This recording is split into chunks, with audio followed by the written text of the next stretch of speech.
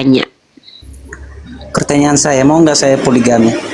Nggak mau, kamu berkuluk bau kayak risol basi. Kecuali kamu Islam kaya, ganteng, dan juga kamu sudah disunat. Karena kamu busuk itunya. Nanti aku Mau penyakit lihat kelamin. nggak? Ya udah buka Enggak, dulu. masalahnya Lihat. mau lihat Aku nggak mau kalau lihat saya ya, udah coba. disunat? Coba lihat kamu disunat. Wah, kamu disunat. Waduh, Ya bahaya nih sudah. orang Kristen disunat, teman-teman. Orang Kristen disunat nih bahaya, teman-teman. Sebab kata Paulus, jikalau kau disunatkan maka tidak berguna lagi Kristus bagimu. Waduh, operasi dulu, Ding. Pak Ulus. Ini aku kasih No, kamu no, data no, deh. no. Kok Bentar, bentar. no. Aku bukan Itu bicara Anda sesuai. di luar konteks. Galatia pasal kelima nomor 2. Kamu Enggak, baca Anda di baik-baik, luar Walid. konteks sekarang. Loh, Anda aku kan di luar kita membahas konteks. tentang poligami sekarang. Iya, tapi kamu mengaku bersunat. Aku cuma sebagai orang Islam yang baik, aku ingin saudara Kristen aku bertobat dari kesalahannya. Baca Galatia pasal 5 nomor 2. Sesungguhnya aku Paulus berkata kepadamu, jikalau kamu menyunatkan dirimu, Kristus sama sekali tidak akan berguna bagimu, John. Enggak, sekarang kan kalau kita bahas itu Enggak. tadi sunat ya oke, kita bahas ke sunat. Sekarang kan kita berbicara tentang poligami. Gimana sih Ya Anda udahlah yang ya, ngasih tema? aku telah menyampaikan segala firman Paulus telah kusampaikan kepadamu, walaupun kau menolak itu bukan menjadi urusanku. Masuk neraka lah kau ya, karena kau telah Iya, itu bersunat. kan iman Lanjut. saya itu. Iya Kan iman iya, saya. karena aku cuma ngingetin, aku sebagai orang Islam baik.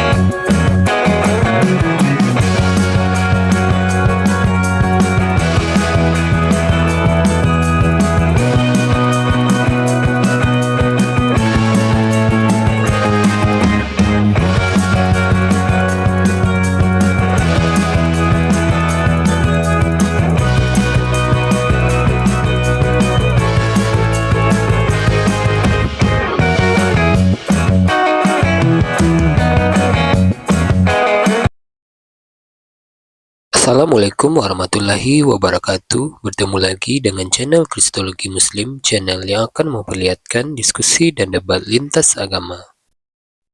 Pada kesempatan hari ini, semoga kita semua dalam keadaan sehat walafiat, selalu diberikan kesehatan dan segala macam urusan dilapangkan, dipermudahkan dan dilancarkan seperti apa yang diharapkan, dan juga diberikan segala kecukupan ekonomi, rezeki yang melimpah yang tidak pernah habisnya dari Allah Subhanahu wa Ta'ala. Di video kali ini masih seperti biasa, saya akan memperlihatkan diskusi dan debat lintas agama di mana nantinya apologet Islam dan oknum Kristen akan saling bertanya dan menjelaskan agama masing-masing. Yang mana kita akan bisa menilai mana agama yang benar-benar bisa diterima dan dipahami secara akal pikiran manusia yang berakal. Di video ini juga kita akan melihat diskusi dan debat dunia rifa dan apologet Islam lain dengan beberapa oknum Kristen yang mana kita bisa mendapatkan ilmu dan pengetahuan tentang ajaran Islam dan ajaran Kristen. Dan bagaimana berjalannya diskusi ini, apakah akan berjalan tenang dan santun atau malah sebaliknya memanas, di mana biasanya oknum Kristen jika tidak sanggup menjawab pertanyaan dan juga tidak terima ajaran dan isi kitabnya dibahas, mereka akan emosi dan marah, bahkan sampai menghujat pribadi atau ajaran. Nah, daripada penasaran dengan diskusi dan debat ini, mari kita simak saja videonya sekarang. Ada orang yang berpindah keyakinan menjadi Islam tapi justru menjadi batu sandungan di dalam Islam itu sendiri. Maka saran aku buat Kak Yuli adalah niatkan yang baik untuk masuk diskusi lintas agama ini, Kak Yuli, mendapatkan ilmu pengetahuan dan membuat Kak Yuli jadi paham bagaimana kami berkeyakinan. Sehingga bisa jadi nanti Kak Yuli saling bertoleransi dengan kami, atau bisa jadi memang Kak Yuli diberikan hak untuk mendapatkan hidayah dari Allah. Wallahu a'lam bishawab. Amin. Tetap itu kami doakan. Oke. Iya. Silakan Kak Yuli kalau mau tanya. Dan Kak Yuli kalau harus mau tahu tanya, ya, aku ini tuh tipikalnya senangnya ditanya loh, Kak. Ya, itu satu. Aku tipikalnya senangnya ditanya. Ada satu hal yang mau aku tanya, cuma aku nggak bisa nanya di sini karena aku lagi di ruang terbuka, Bang Nandar. Nanti mungkin Bisik-bisik gini aja. Bisik-bisik gini aja. Oh, nggak bisa. Nggak bisa. Kakak mau tanya poligami atau bidadari 72? Bukan. Ini aku lagi tempat ramai soalnya. Oh, kirain mau tanya Nanti aku Walid. Ay, tapi itu asli sih kalau itu ada ya benar kayak gitu ya Bun ya? Nah, Sampai kan seperti itu ya. aku mau Enggak, bahas maksudnya- Walid teman-teman di Iya, boleh, Mesia boleh, X boleh, Uniriva. Nah, Oke, karena oke. aku mau membahas Walid di Mesia X Uniriva, teman-teman, akan ada keterkaitan dengan pertama adalah bagaimana umat Islam itu memandang para ulama. Ya, ini temanya ya, sistematika temanya adalah bagaimana kita di dalam Islam diperintahkan untuk memandang ulama dan juga bagaimana kita memahami konteks poligami. Karena Walid dan dua hal ini sangat terkait. Sebenarnya Tapi aku itu, sudah bikin Bun, thumbnailnya. Maaf aku potong Bun, mumpung aku keinget. Boleh. Tapi itu memang realitas yang terjadi di lapangan itu memang seperti itu ya Bun? Kalau ditanya ke aku, jujur aku belum pernah menemukan orang seperti itu. Walaupun aku hidup di lingkungan orang-orang beragama Islam yang sangat taat juga, karena aku berada di Berarti? lingkungan orang-orang NU. Nanti kita bahas. Pertama itu film ya kak. Pertama itu film. Pertama, potensi hal itu terjadi itu pasti bisa. Setiap manusia itu bisa menggunakan agama untuk memenuhi hawa nafsunya loh. Nggak di agama Islam dan Kristen saja loh ya. Nggak di agama Islam aja, Kristen juga ada begitu. Ya, mungkin kakak kalau tahu sejarah kelam Katolik dulu, Udah. penggunaan budak untuk para pastor uskup, kakak pernah tahu itu?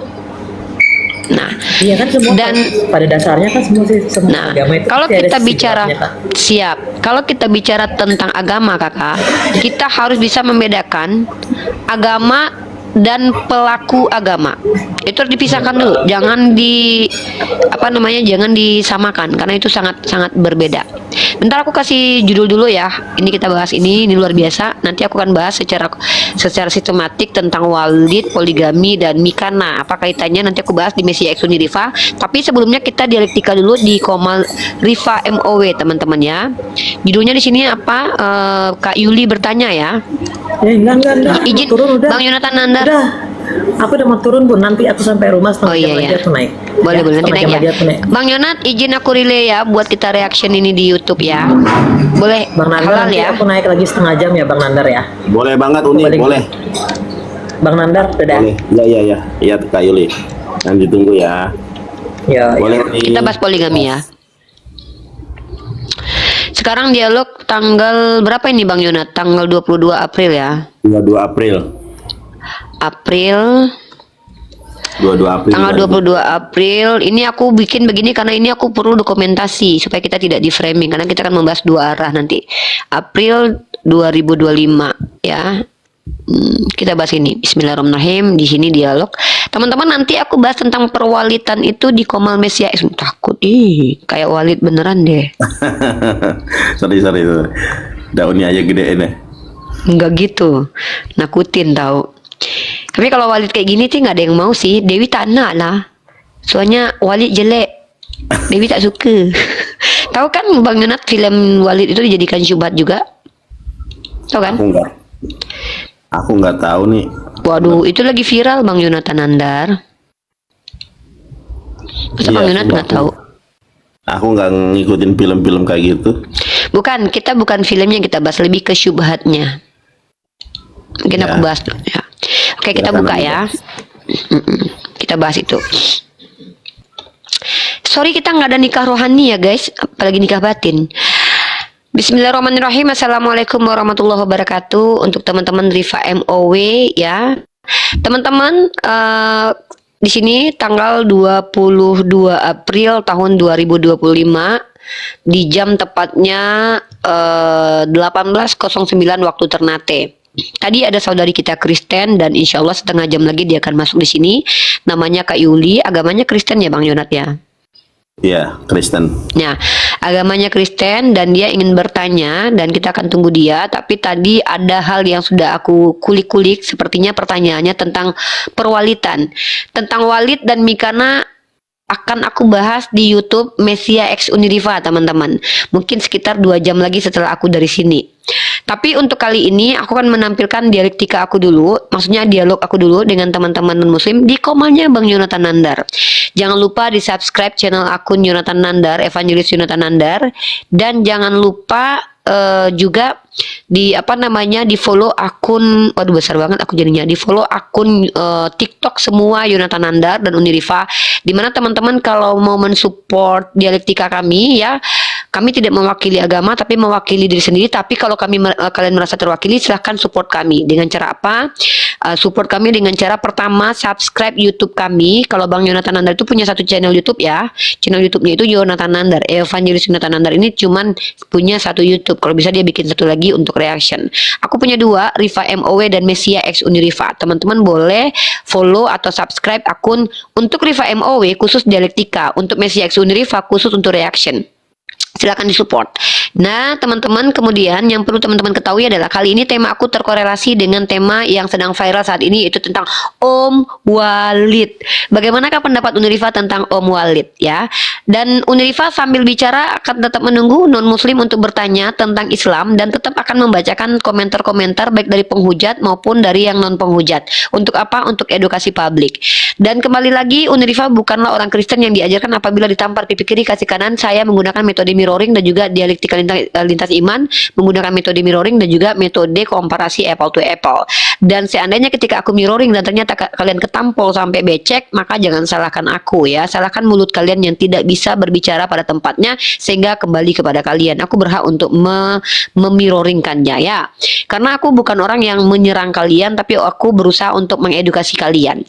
Oke, tema kita tentang sebenarnya poligami. Kenapa poligami menjadi salah satu tema yang sangat sering dijadikan syubhat oleh saudara-saudara kita Kristen? Pertama, ada doktrin dari mereka, teman-teman. Apa itu doktrin? Doktrin artinya adalah pengajaran yang dianggap benar berkaitan tentang politik dan juga agama yang dianggap benar tanpa perlu dibuktikan dan bahkan bisa jadi tidak terbukti, teman-teman, kebenarannya. Itulah doktrin. Kemudian dogma, bedanya adalah kalau doktrin ini lebih luas, dogma lebih dipersempit adalah opini. Salah satu doktrin adalah doktrin tentang Kristen Katolik, Kristen Protestan. Mereka punya doktrin-doktrin seperti orang Protestan dalam soteriologi Calvinis. Mereka punya doktrin kalau keselamatan itu adalah iman tanpa perbuatan. Atau di universalis punya doktrin bahwa keselamatan itu begini begitu. Nah, kalau dogma itu lebih spesifik, seperti dogma infalibilitas, di mana umat Kristiani dari kalangan Katolik percaya bahwa Paus itu kalau mengajar tidak salah atau magisterium itu tidak salah. Nah, apakah itu diterima dalam ranah beragama umat Kristen? Iya, memang itu yang terjadi. Tapi dalam Islam seperti apa? Kita tidak boleh terdoktrin dan terdogma. Karena kalau kita terdoktrin dan terdogma, maka kita tidak memfungsikan akal kita. Sementara Allah Subhanahu wa taala memerintahkan kita untuk bertadabur, mentadabur yaitu mengobservasi, mengamati dan belajar. Kemudian memerintahkan kita untuk ta'qilun yaitu berakal, dan tafakur untuk berpikir. Bahkan dalam Islam sendiri menuntut ilmu adalah menjadi kewajiban bagi kita.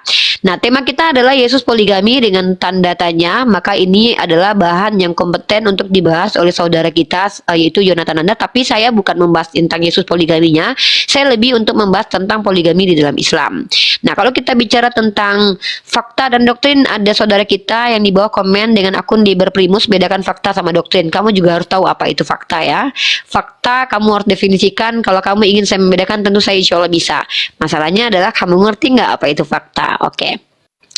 Kalau kita bicara tentang poligami, teman-teman, poligami ini adalah sebuah sistem sosial, ya, sistem sosial yang sudah berlangsung lama, ya, sudah berlangsung lama bahkan sebelum Tuhannya umat Kristen dilahirkan di dunia.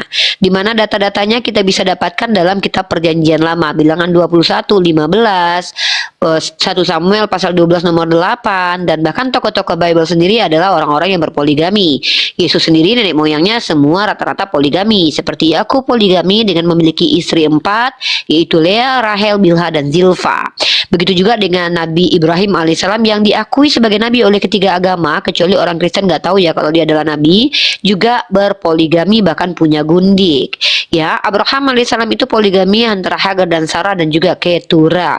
Walaupun ada tafsiran di beberapa pendapat kalangan Yahudi mengatakan Ketura sendiri adalah Hagar ya. Dan teman-teman juga harus tahu bahwa tokoh-tokoh yang berpoligami adalah tokoh-tokoh yang sebenarnya kalau kita lihat tokoh-tokoh yang hebat dalam kitab sucinya umat Kristiani, seperti Solomon yang Tuhan menyukai dia. Begitu juga dengan Daud yang dipilih Tuhan juga berpoligami. Dan bahkan Dina Kuni, lucu sekali ceritamu tidak sesuai fakta. Aku nggak ngerti maksud kamu fakta apa, karena apa yang aku sampaikan ini tertulis dalam kitab kamu loh by the way. Aku nggak ngerti orang Kristen di sini bilang aku bicara nggak pakai fakta. Kalau bicara pakai fakta, artinya kan aku bicara pakai data empirik. Mohon maaf, aku bicara pakai Bible kalian. Kalau kalian bilang Bible kalian nggak fakta, ya jangan salahkan aku ya. Aku bicara pakai ranah Bible kalian. Dalam Bible kalian itu Daud itu poligami sayang, ya. Solomon itu poligami sayang. Yakub itu poligami sayang, ya. Bahkan mohon maaf, Daud, Solomon itu adalah nenek moyang Tuhan kalian sayang. Ya, jangan mentang-mentang Yesus tidak menikah lalu kalian mengharamkan poligami tanpa dalil. Jangan dong sayang, itu artinya kalian sedang berusaha untuk menjadi Tuhan. Nah, lanjut ya. Teman-teman harus paham ya, poligami ini adalah hal yang sangat-sangat menjadi perdebatan antara Islam dan Kristen. Preti itu raja bu, ini ngeri sekali nih teman-teman. Seperti biasa orang Kristen gak baca Bible, gak tahu kalau Daud itu adalah nabi. Astagfirullahaladzim. Untuk orang-orang Kristen, Bu Preti, Anda selamat, beruntung. Akhirnya Anda tahu bertahun-tahun Anda didogma bahwa Daud itu bukan nabi dan raja. Akhirnya saya kasih kepada Anda bahwa ternyata Daud itu adalah nabi dalam Kisah Para Rasul pasal kedua nomor 29 sampai 30. Beruntung kan Bu kenalan dengan saya Bu? Tahu kan kalau Daud nabi kan Bu? Daud nama nabi, Daud itu nabi Bu, jangan ibu bilang bukan nabi. Beruntung sekali ibu nonton di komalnya Yonatan Nandar. Akhirnya ibu tahu kalau ternyata Daud adalah nabi. Dan akhirnya ibu tahu kan kalau nabi di kitab ibu perbuatannya sangat tidak seronok dan tidak senonoh ya. Kisah Para Rasul pasal kedua nomor 28 sampai 30 saya bacakan. Oke, saya yang baca dari 29 aja ya Ibu. Saya nama ibunya adalah Ibu apa ini? Nama akunnya Ibu Preti, Preti Zinta kali ya. Yuk Ibu Preti, saya tunjukin ayatnya Bu Preti. Bu, disimak Bu, disimak yuk, disimak. Di sini belajar sambil menghibur diri Bu. Di sini kami mengajar sambil menghibur Ibu supaya Ibu bisa mendapatkan wawasan keilmuan yang dalam. Ya Ibu baca Bu, baca Bu, baca ya, dibaca. Sambil dibaca jangan lupa order produk SR12 Uniriva di mana banyak bahan stoknya ya. Dibaca Bu, apakah Daud itu raja atau nabi? Dia raja, kami tidak bantah karena nabi memang menjadi raja seharusnya. Saudara-saudara, aku boleh berkata-kata dengan terus terang kepadamu tentang Daud, bapak bangsa kita. Ia telah mati dan dikubur dan kuburannya masih ada pada kita sampai hari ini. Tetapi ia adalah seorang apa nih Bu? Bu, ini apa Bu? Seorang, tetapi ia adalah seorang Bu. Bu, jangan pergi Bu. Bu Pret, Bu Pret, Bu Pret, jangan pergi.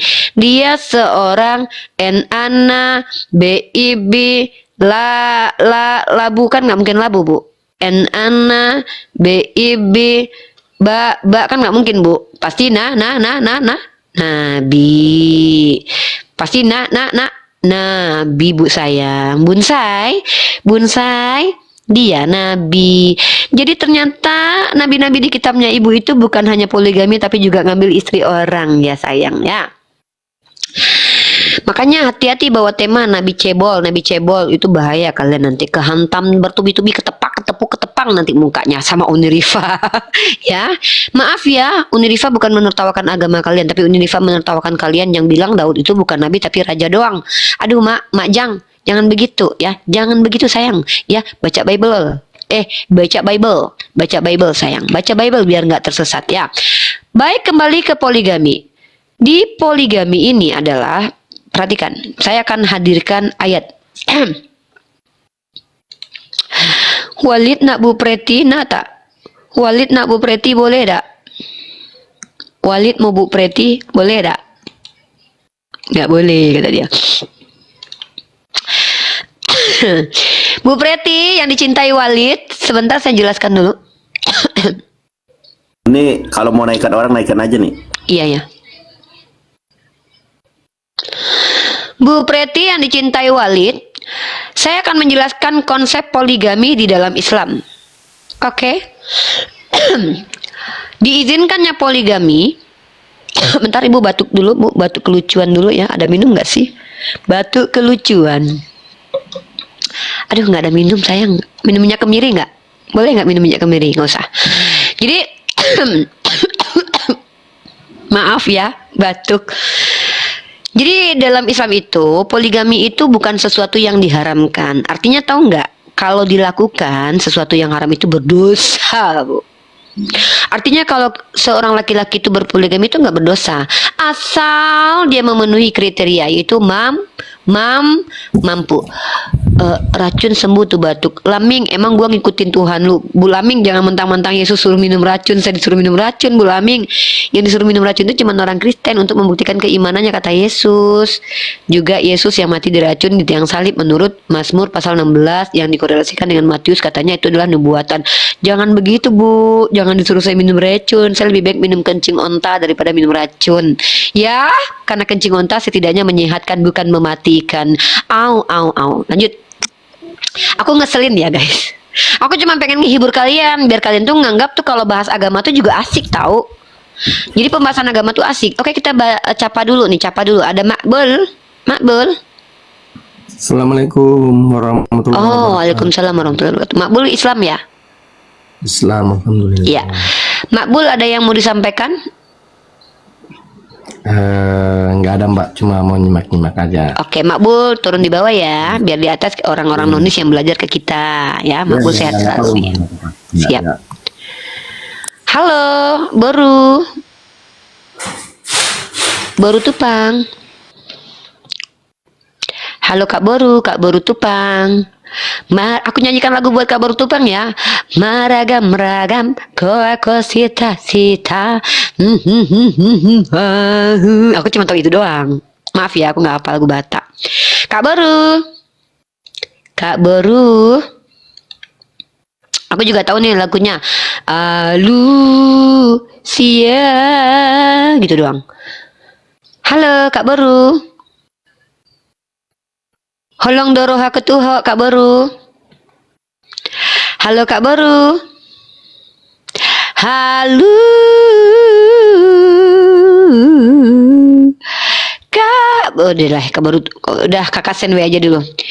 Oke kita jawab dulu ada Kak Erita. Ya ada Kak Erita. Idi ngapain belajar kepercayaan Korifah? Ih kok belajar nggak boleh sih Kak Erita? Emang Kak Erita bisanya cuma ngabisin duit suami nggak mau belajar?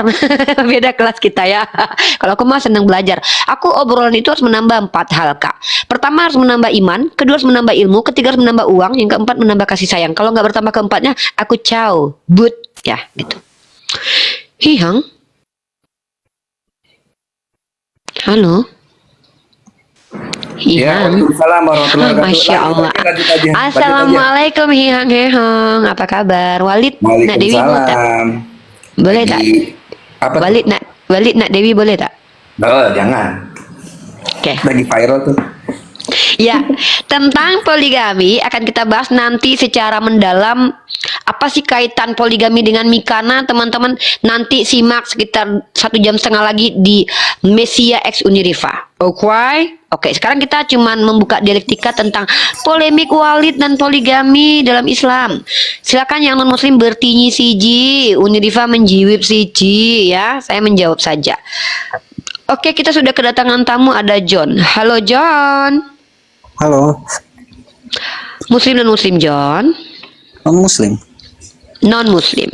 Dari kalangan apa agamanya, brotherku? Kristen.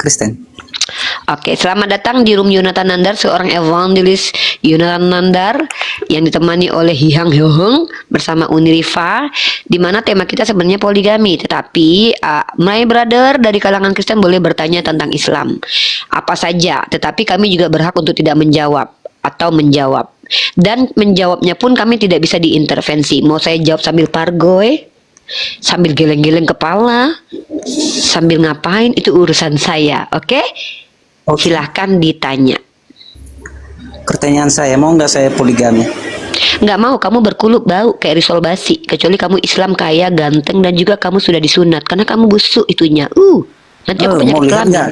Ya udah buka dulu. Masalahnya, Ya. mau lihat Aku nggak mau kalau lihat, saya ya, udah disunat? coba lihat kamu disunat. Wah, kamu disunat. Waduh, bahaya Ya nih sudah orang lah. Kristen disunat, teman-teman. Orang Kristen disunat nih bahaya, teman-teman. Sebab kata Paulus, jikalau kau disunatkan maka tidak berguna lagi Kristus bagimu. Waduh, operasi dulu, Ding. Kamu Enggak, nggak kalau tahu saya Paulus bilang jikalau kalau kamu kami disunat yang maka Kristen, kami waduh. disunat. Loh, siapa yang suruh kamu disunat? Bukankah Paulus telah membatalkan hukum sunat? Enggak, emang disunat. Enggak kan Ya kita kenapa? nanti kita bahas itu di luar konteks itu. Jikalau kamu disunat, Yesus tidak berguna lagi bagimu, kata Paulus. Ini aku kasih kamu data deh. Kok bentar, bentar. no, aku bukan Itu bicara Anda sesuai. di luar konteks. Galatia pasal kelima nomor 2. Kamu Enggak, baca Anda di baik-baik, luar Walid. konteks sekarang. Loh, Anda aku kan di luar kita membahas konteks. tentang poligami sekarang. Iya, tapi kamu mengaku bersunat. Aku cuma sebagai orang Islam yang baik, aku ingin saudara Kristen aku bertobat dari kesalahannya. Baca Galatia pasal 5 nomor 2. Sesungguhnya aku Paulus berkata kepadamu, jikalau kamu menyunatkan dirimu, Kristus sama sekali tidak akan berguna bagimu, John. Enggak, sekarang kan kalau kita bahas itu Enggak. tadi sunat ya oke, kita bahas ke sunat. Sekarang kan kita berbicara tentang Mak. poligami. Gimana sih Ya Anda udahlah yang ya, ngasih tema? aku telah menyampaikan segala firman Paulus telah kusampaikan kepadamu, walaupun kau menolak itu bukan menjadi urusanku. Masuk neraka lah kau ya, karena kau telah Iya, itu bersunat. kan iman Lanjut. saya itu. Iya Kan iman iya, saya. karena aku cuma ngingetin. Aku sebagai orang Islam baik kan pengen Nggak kalian penting itu bahagia. banget, nggak penting banget. Di sini room mengingatkan, tahu ini room orang-orang baik. No. Anda berbeda di sini. Apa sih? Ini Anda kan berbeda di sini. Loh, kok berbeda? Aku tak Iya, berbeda Anda dimanapun kan berada. Aku berbeda selalu dari mengingatkan sini. orang Kristen supaya ikut agamanya dengan baik dan benar loh. Gimana sih? Masalahnya Masalahnya Anda apa? berbeda dengan saya yang harus Emang mengingatkan berbeda, itu saya harus muslimah, kamu Ya, Kristen, justru saya menyembah itu. Kalau Tuhan yang Anda bukan udah tahu- manusia, kamu menyembah udah tahu manusia. perbedaannya, ngapain Anda? Engkau dan aku memang berbeda. Kita tidak sedang ingin menyamakan perbedaan. Aku hanya mengingatkan engkau Nah, kita kembali bahwa engkau aja itu ke telah tema Anda bersunat. sekarang. Dan ketika engkau bersunat, menurut Paulus engkau tidak ada lagi guna Kristus bagi engkau. Kenapa engkau malah marah sama aku? Dan aku hanya mengingatkan engkau supaya engkau cepat-cepat mencari daging ayam untuk cepat dioperasi supaya kau kembali berkulup loh, adikku. Enggak perlu. Oh ya sudahlah. Ingat teman-teman, yang satu kak, aku sudah mengingatkan dia ini ya, nanti kalau Enggak, seandainya enggak. Yesus mengusir Anda dia tidak bukan salah aku lagi ya. memahami Oke. konteks itu. Silahkan bertanya saja, Walid. Iya, Walik nak Dewi. Tanah lah, awak tak bersunat. Awak bersunat tapi awak pemakan babi besok. Tanah. Tapi enak itu loh, enak. Bau. Tanah. Awak tak dilarang makan apa je tau. Orang Islam ada panduan-panduan makanan. Masalahnya Anda jelek. Kalau aku jelek dua kali kau minta aku dari tadi. Munafik kali kau. Ya, itu kan sengaja biar ini Iya, aja. kau sengaja berarti kau menarik. Menurut kau aku menarik. Makanya kau dari Enggak, tadi minta aku Anda di poligami nggak lain lah. sama Kalau Anda memang jelek gak layak kenapa serius. kau minta? Enggak, kan saya mau ini minta Udahlah esensi John, dari jujur poligami aja itu. lah. Kau tertarik dengan wanita Islam Enggak, karena saya kami pengen aja, bersih-bersih. pengen tahu aja tadi kan Anda berbicara tentang poligami. Karena aku juga kau yang minta, aku yang tolak, kau pula yang baper, Dek. Udahlah, Dek. Memang aku tak bisa dengan orang Kristen. Kenapa? Ya, Tuhan kita bentar, beda. Tuhan kau sebentar, manusia bisa mati. tunggu, Sorry, nanti Dek ya. kita Maaf, Dek. Gini, lanjut. Dek ya. Dek, kenapa orang Islam tidak akan menerima? Kenapa kau pergi, Dekku? Kau tinggalkan aku setelah kau minta aku? Aku belum menjelaskan kenapa aku menolak kau. Iman kita beda, Dek. Tuhanmu manusia yang bersunat, Dek. Sementara aku mencari pria bersunat. Kau menuhankan pria bersunat. Aku ingin punya suami bersunat, Dek. Beda kita, Dekku. Sementara kau tidak boleh menurut Paulus bersunat. Kau tetap bersunat. Kau masuk neraka menurut Paulus. Karena tidak berguna lagi Kristus bagimu. Kau menuhankan laki-laki bersunat. Aku ingin mempersuamikan laki-laki bersunat. Beda kita, brother. Walid, nak Dewi boleh tak? Silakan yang mau bertanya. Di sini edukasi sambil menghibur ya guys, nggak boleh tegang-tegang banget. Kenapa? Nanti Walid datang ya. Di sini tempat kita belajar sambil berhibur diri asal tak menghujat. Kalau kalian menghujat, mohon maaf, I punya paku kat sini bisa kecabut. I tak sep habis yo nanti ya. Satu gereja you nanti nyesal kalau menghujat Nabi I, oke? Ayo silakan Walid naik ke atas. Nak Rifa, sini naik ke atas. Naik ke atas, tanya aja lah. Tak usahlah banyak cerita. Nak saya pula. Dengan saya ni syarat satu. Selain bersunat. Mampu. Kalau tak mampu jangan tanya-tanya I. Hey, I buruk-buruk macam gini. Hai penjual minyak kemiri I. Mandiri. Penjual minyak kemiri, penjual produk SR12. Silakan telepon ke nomor 18 0813 7102 0922 untuk order pesanan. Ya, I bukan wanita pengangguran. Oke? Jadi kalau you nak I, bukan cuma sekedar bersunat, harus mampu dan menyembah hanya kepada Allah. Ya. Nih, Kak Iqbal mau naik apa nih? Ini Walid naik nih. Assalamualaikum, Walid atau non Walid? Waalaikumsalam. Apa tuh Walid? Oke, Walid adalah nama pemeran film di mana dijadikan syubhat oleh banyak orang dikarenakan kelakuan bapak tersebut memperlihatkan orang beragama tapi kelakuannya busuk, ya. Seperti pastor-pastor di gereja yang mencobol anak-anak kecil, terlihat beragama tapi mengorbankan banyak orang. Macam itulah Walid. Awak Walid ke? Awak anak saya? Awak anak saya ke? Ini judulnya Ini Walid. apa? Judulnya poligami, Pak. Bapak Islam atau Kristen?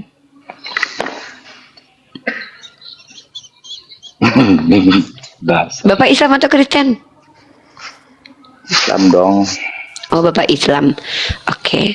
Bapak mampu poligami? Kalau mampu boleh poligami, kalau tidak, tidak. Kalau di Kristen, Pak, mereka nggak mampu poligami ya. Karena tak kuat mereka. Ya, mereka tak kuat. Oke, kita sapa dulu Rambang Prabu. Rambang Prabu Muslim non Muslim? Wali kalau ada yang tanya Wali. Oke.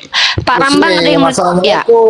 Waalaikumsalam warahmatullahi wabarakatuh. Pak Rambang ada yang mau disampaikan karena teman-teman jangan lupa nanti Mesia X Unirifa akan menampilkan apa kaitan Walid dengan Mikana ya.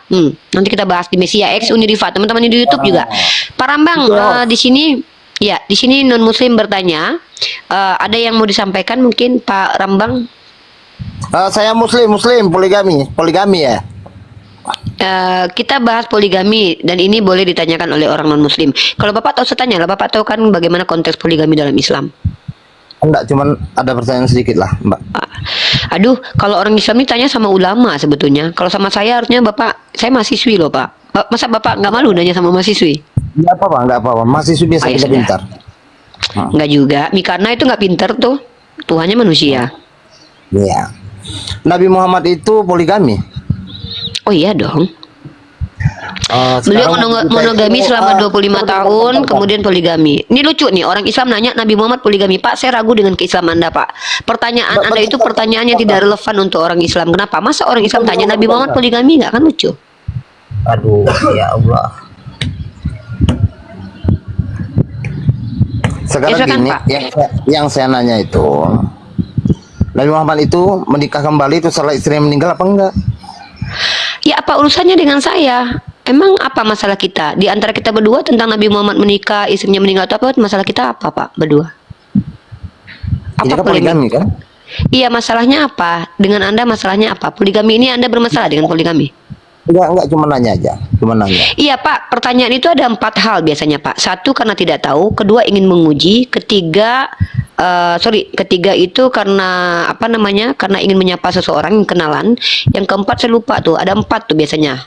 Apa alasan orang bertanya? Nah, saya tuh menunggu orang bertanya ingin tahu. Orang gila deh.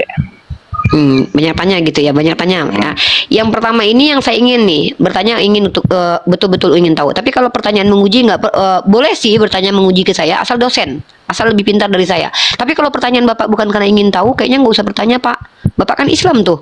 Aneh Bapak bertanya ke saya Nabi Muhammad itu poligami suaminya. Bapak nggak tahu kehidupan Nabi kita Pak. Belum seberapa tahun, Mbak. Ya Allah ya Rahman. Ya. Pak gini Pak, saya harus kuliah dulu untuk bisa mendalami Islam. Maka belajar itu kewajiban. Saya belum punya kredibilitas untuk mengajar umat Islam. Nanti kalau sudah muncul legalitas saya berhak mengajar di ruang publik. Saya mengajar oten boleh Pak. Kenapa? Karena Allah katakan mereka itu, mohon maaf nih, ya bahkan seperti hewan ternak. Saya sebagai pengembala nih menyeru, nggak ada masalah. Tapi kalau Bapak kan Islam, apa masalah ingin Bapak tanya tentang poligami? Tanya sama guru fikih. Saya seorang mahasiswi komunikasi penyiar Islam. Saya boleh berdialektika, tidak boleh mengajar orang Islam. Nanti saya menyalahi aturan dalam ranah intelektualitas. Maka Bapak kalau ingin tahu hukum, fikih dan segala macam tentang poligami, Bapak tanya sama ulama kita. Salah satu ulama yang saya rekomendasikan, cari nama akunnya Najah Media Channel atau Ustadz Wafi namanya. Guru saya dan guru Bang Hihang Hihong ini. Enggak, sebenarnya pertanyaan saya itu enggak ribet-ribet loh, Mbak. Maksud saya Enggak itu ada urusan sama saya sih, mau pertanyaannya ribet. Enggak, saya di sini untuk ngajarin non muslim tentang Islam, Pak. Bukan ngajarin orang Islam tentang bagaimana cara jadi Islam. Karena saya nggak punya kapasitas ngajarin orang Islam. Jadi yang di atas saya ini non Islam semua ini. Mereka semua Islam, tapi mereka nggak boleh ngajarin orang Islam karena mereka ini adalah calon-calon walid. Calon walid. Oh iyalah, saya turun kalau gitu, kalau calon walid ya. Siap, makasih Pak Rambang. Bapak kalau mau belajar saya sarankan itu di pondok pesantren ya, ketemu ulama-ulama gitu.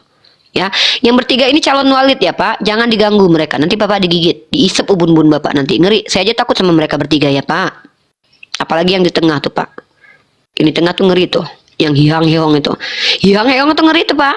Takut itu, saya aja takut sama dia. Halo Mr. R, Muslim non Muslim?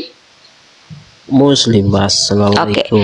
Waalaikumsalam warahmatullahi wabarakatuh. Ini adalah Komal edukasi lintas iman terkhusus untuk kawan-kawan kita non muslim dari kami para apologet, dan bukan Komal untuk membahas internal Islam, karena kalau mau internal Islam silakan ke Mama Dede, Ustadz Wafi, Ustadz Abdul Somad, Ustadz Adi Hidayat atau Ustadz Khalid Basalamah, karena saya juga belajar sama mereka ya di online. Tapi secara akademik saya belajar di kampus Ummu.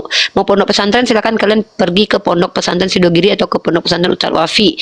Ya, bayarnya nggak terlalu mahal, bisa tinggal di situ, bisa dibantu sama Ustadz Wafi juga belajar apologetika. Ya, begitu. Pak, mau naik ke atas ada apa?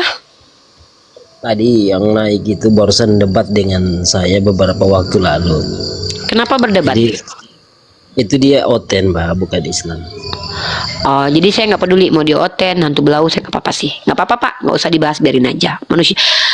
Tolong Gus Jonathan Andar, ini kena hidung saya nih, bersihin saya nanti nih, tulisan poligaminya dipindahin dong. Ini Dek, ada pertanyaan Dek. Oh iya, silakan Pak Walid. Ya, sebentar sebelum ke Pak Walid Mesia, ke Pak Walid Mr. R dulu. Pak Mr. R ada yang mau disampaikan mungkin sebelum saya turunkan?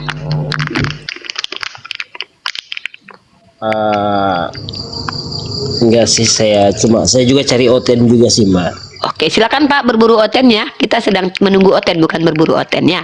Ada di pasar banyak oten. Oke Pak, sehat selalu. Semoga Allah menyertai Anda dan membuat lisan Anda menjadi asbab orang menjadi Islam ya. Oke, Assalamualaikum warahmatullahi wabarakatuh. Ya Pak Walid mau tanya apa? Pak Walid nak Dewi tak? Itu mengenai apa namanya poligami. Itu apakah orang ustadz atau orang Islam biasa bisa? Di situ sebenarnya nggak ada di situ. Kalau kita baca surah An-Nisa ya, sebentar ya Om Walid ya, saya bacakan ayat. Saya pakai ayat ya jawabnya ya Om, saya nggak boleh asumsi. Nanti saya dipecat dari fakultas saya nanti ya. Saya bacakan dan saya ambil sumbernya, literaturnya itu dari Al-Manhaj ya. Kenapa saya mengambil 3 sumber dalam website dan situs, ada Muhammadiyah, NU dan Al-Manhaj, karena saya agak percaya gitu. Dan kalau mau dikritisi juga boleh. Dan ini ditulis oleh Abu Hafsah Usama bin Kamal bin Abdi Razak ya. Nah, di situsnya adalah situs Al-Manhaj teman-teman, almanhaj.org ya. Dalil-dalil poligami dulu kita bahas. Pertama adalah dalam surah An-Nisa ayat ketiga. Kita baca terjemahannya. Bismillahirrahmanirrahim. Dan jika kamu takut tidak akan dapat berlaku adil terhadap hak-hak perempuan yatim, bila mana kamu mengawininya, maka kawinilah wanita-wanita lain yang kamu senangi 2, 3, 4. Kemudian jika kamu takut tidak akan bisa berlaku adil, maka kawinilah satu saja, atau budak-budak yang kamu miliki. Yang demikian itu lebih dekat untuk tidak melakukan aniaya. Jadi sebenarnya kalau kita bicara poligami ini solusi, bukan perintah. Karena perintahnya adalah nikahi satu saja. Karena Allah tentu tahu siapa kita sebagai manusia.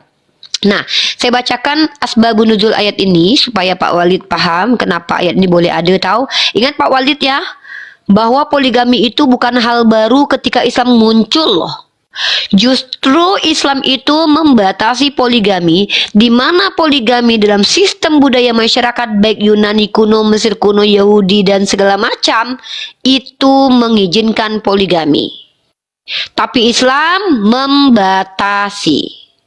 Nah, dalilnya mana? 2, 3, 4. Artinya justru dibatasi. Imam Al-Bukhari meriwayatkan dari Urwah bin Az-Zubair. Ia menuturkan, saya bertanya kepada Aisyah tentang firman Allah Subhanahu wa Ta'ala, dan jika kamu takut tidak akan dapat berlaku adil terhadap hak-hak perempuan yatim, bila mana kamu mengawininya? Ia menjawab, wahai keponakanku, anak perempuan yatim ini berada dalam menyediakan walinya, sedangkan harta perempuan yatim ini bercampur dengan harta walinya. Selain itu, mereka dilarang menikahi perempuan yatim itu kecuali bila berlaku adil kepada mereka dan memberikan kepada mereka mahar yang layak. Artinya ini melindungi anak yatim dari kezoliman suaminya, karena anak yatim ini ketika punya harta, itu hartanya bercampur dengan orang tuanya, dengan walinya, dengan wali, harta wali. Nah, serta mereka diperintahkan supaya menikahi wanita-wanita yang mereka senangi selain wanita-wanita yatim daripada berbuat zolim. Jadi awak, Pak Cik, kalau awak misalkannya menikah dengan anak yatim, lebih baik awak nikah dengan 2, 3, 4 perempuan tahu, daripada awak menikah dengan satu anak yatim, karena takutnya kezoliman yang terjadi nanti berumah tangga itu potensi berdosanya lebih besar daripada awak menikah dengan anak yatim yang nanti akan teraniaya gara-gara awak, ya. Nah, bentar, belum selesai. Belum selesai. Urwah menuturkan bahwa Aisyah mengatakan, orang-orang meminta fatwa kepada Rasulullah SAW setelah ayat itu turun, lalu turunlah firman Allah, dan mereka meminta fatwa kepadamu tentang para wanita. Surah An-Nisa ayat ke-127. Aisyah melanjutkan radhiyallahu anhu, ya.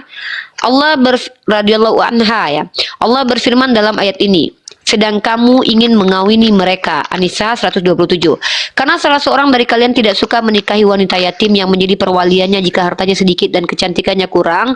Oleh karena itu mereka dilarang menikahi wanita yatim. Nah, ini kan artinya daripada menzolimi wanita yatim ini dengan nanti tidak bersyukur kepada Allah segala macam, maka mereka dilarang menikahi wanita yatim yang mereka menyukai harta dan kecantikannya kecuali dengan adil, karena mereka tidak menyukai wanita yatim jika hartanya sedikit dan kecantikannya kurang. Kasihan anak yatim ini sudah tidak punya ayah, akhirnya terzolimi oleh suaminya. Al-Hafidz Ibnu Katsir berkata, makna firman Allah 2, 3 atau 4 Surah An-Nisa ayat 127, yakni nikahilah wanita-wanita yang kalian sukai selain mereka. Jika salah seorang dari kalian suka, silakan menikah dengan 2 wanita. Dan jika suka, silakan menikah dengan 4 wanita, asal awak mampu tak. Nanti awak tak mampu nak nikah dengan 4 perempuan, kasihan itu perempuannya. Al-Faqurazi berkata, dibolehkan menikah dengan 2 wanita jika suka, 3 wanita jika suka, 4 jika suka. Dibolehkan menikah sejumlah ini bagi siapa yang suka. Jika dia takut tidak dapat berbuat adil, cukuplah dengan 2 orang wanita. Dan jika dia masih takut tidak dapat berbuat adil di antara keduanya, maka cukuplah menikah 1. Ya, Om jangan sampai 4. Kalau Om mau poligami 2 aja ya. Kalau lebih dari 2 itu nanti Om nggak sanggup. Ya, karena belanja perempuan mahal Om sekarang ya. Ada pertanyaan Om? Iya, jadi di sini kalimat berlaku adil itu sangat penting. Itu berlaku adil, apakah dengan 1 istri juga kita nggak bisa berlaku adil? Belum tentu. Buktinya banyak kan istri-istri terzolimi, walaupun dia cuma 1 istri saja. Jadi sebenarnya kan kemampuan itu bukan pada istri Om, kemampuan itu pada yang menikahi, dan yang merasakan keadilan itu yang dinikahi.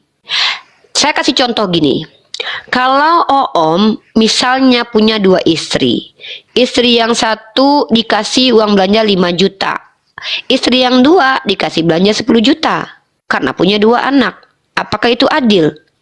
Sebenarnya secara esensi adil, karena yang dimaksud dengan adil itu sesuai dengan porsi.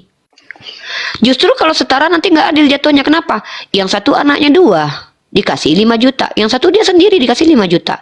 Udahlah, istri pertama hidup susah bersama dia di awal-awal. Aduh, kenapa keben aku?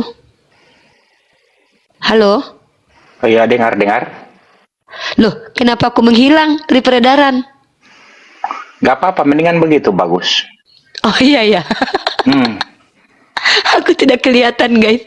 Aku menghilang dari dunia pertok-tokan guys. Aku menghilang guys. Jadi gitu ya. Jadi apa namanya? Jadi kalau kita ambil kalimat adil ini bisa juga 1, tapi kita enggak. Ya bisa. Om nikah setengah perempuan. Jangankan 1 Om. Om sebelah perempuan Om nikah ini. Tapi tidak memberikan hak-haknya. Ya nggak adil lah Om.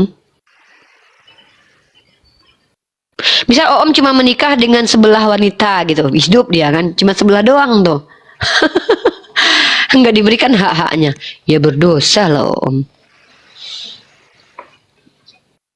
Gitu. Paham Om? Bagaimana kalau kita, saya dulu, artinya gini, kita sebagai Muslim dan kita menolak ayat ini, apakah berisiko buat kita itu apa itu dia? Ya menolak, masa menolak Allah aja. Gini, menolak maksudnya tuh gini loh. Ini kan bukan perintah wajib. Maksudnya gini, ini kan bukan kewajiban. Om tidak diwajibkan poligami kan? Om hanya diizinkan poligami, bukan diwajibkan. Jadi kalau Om nggak poligami juga nggak apa-apa. Tapi kalau mengatakan ini bukan firman Allah atau ini hukum yang tidak benar, baru Om berdosa. Tapi kalau Om tidak mau poligami juga nggak apa-apa. Itu hak Om.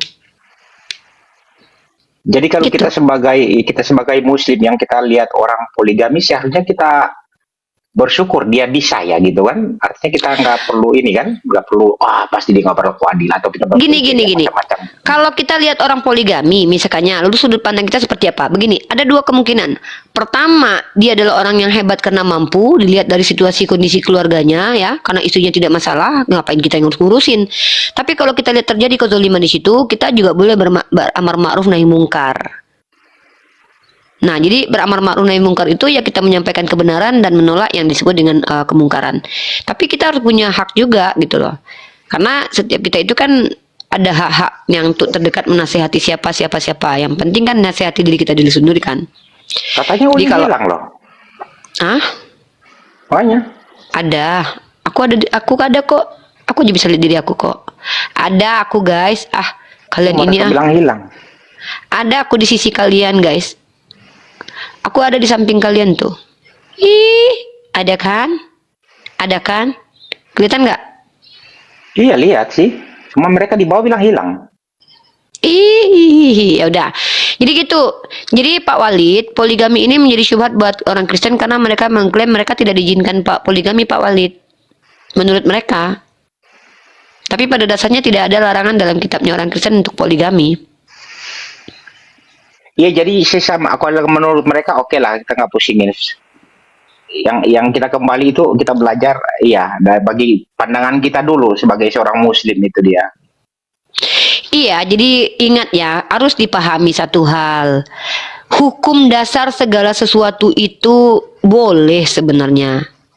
Paham nggak? Hukum dasar. Tahu nggak?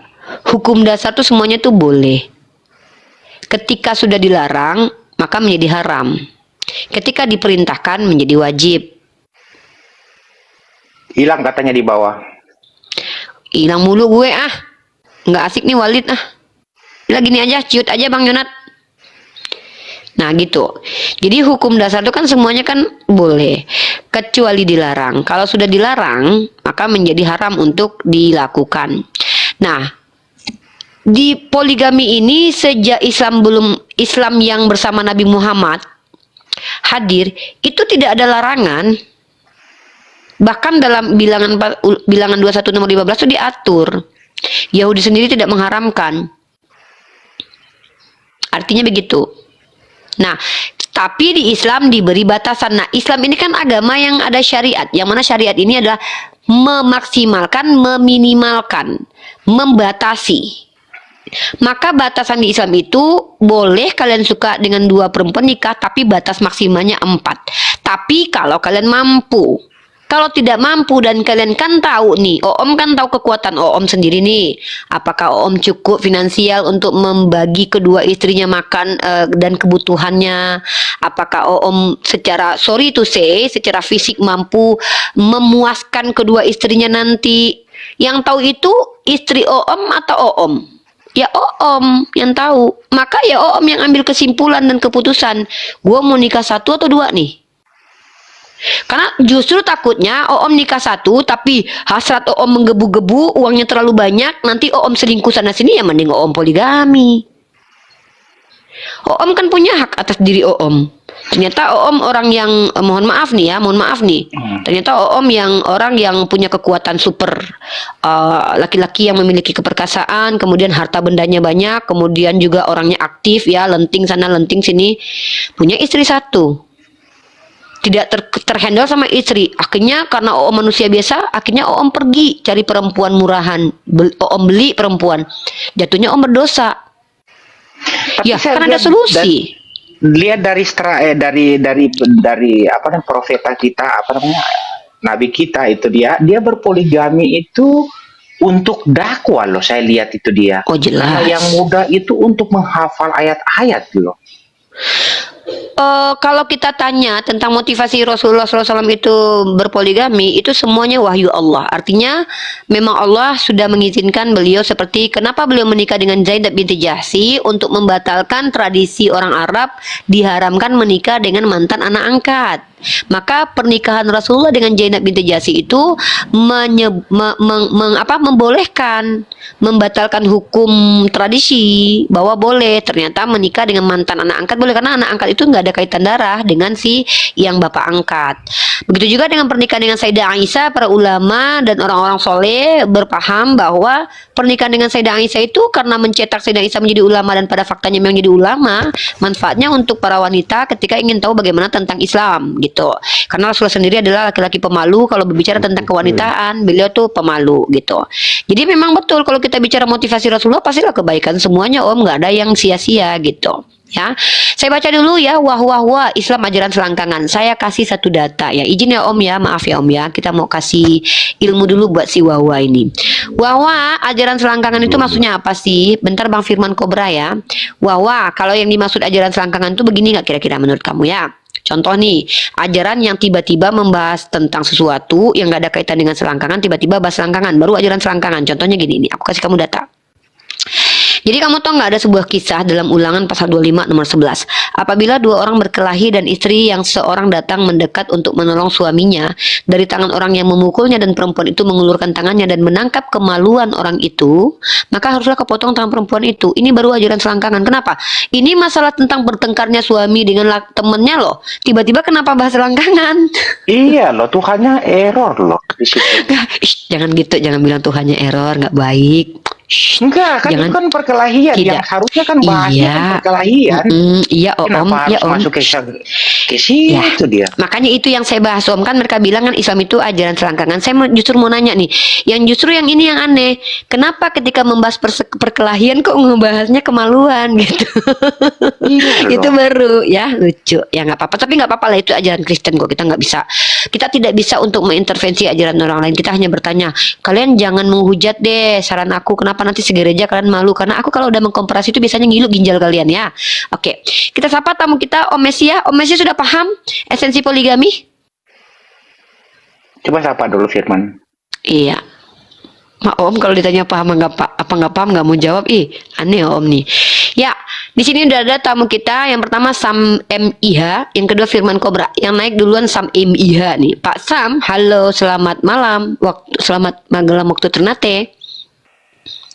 Ya kakak. Muslim non Muslim Pak? Muslim. Oke, Pak, Muslim di sini menjadi narasumber atau menjadi apa, kecuali ada kaitan dengan host dan kaitannya dengan saya gitu ya.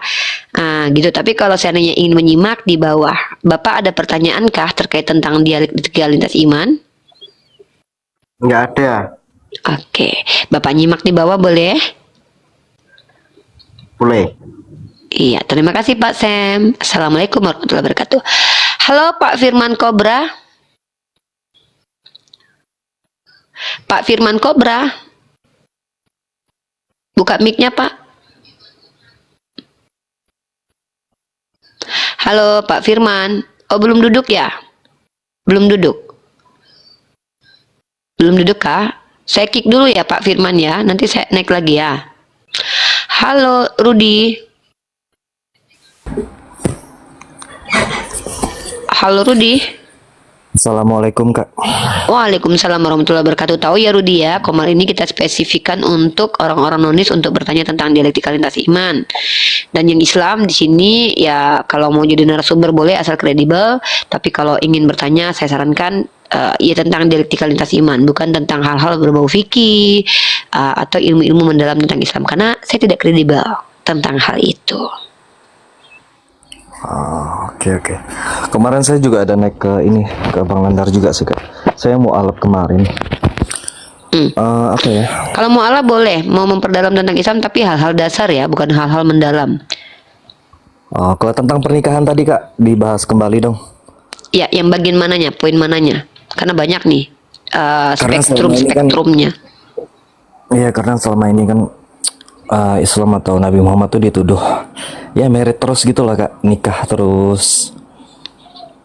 Enggak juga sih, enggak nikah terus kok. Nabi Muhammad ketika menikah dengan Sayyidah Khadijah 25 tahun monogami kok.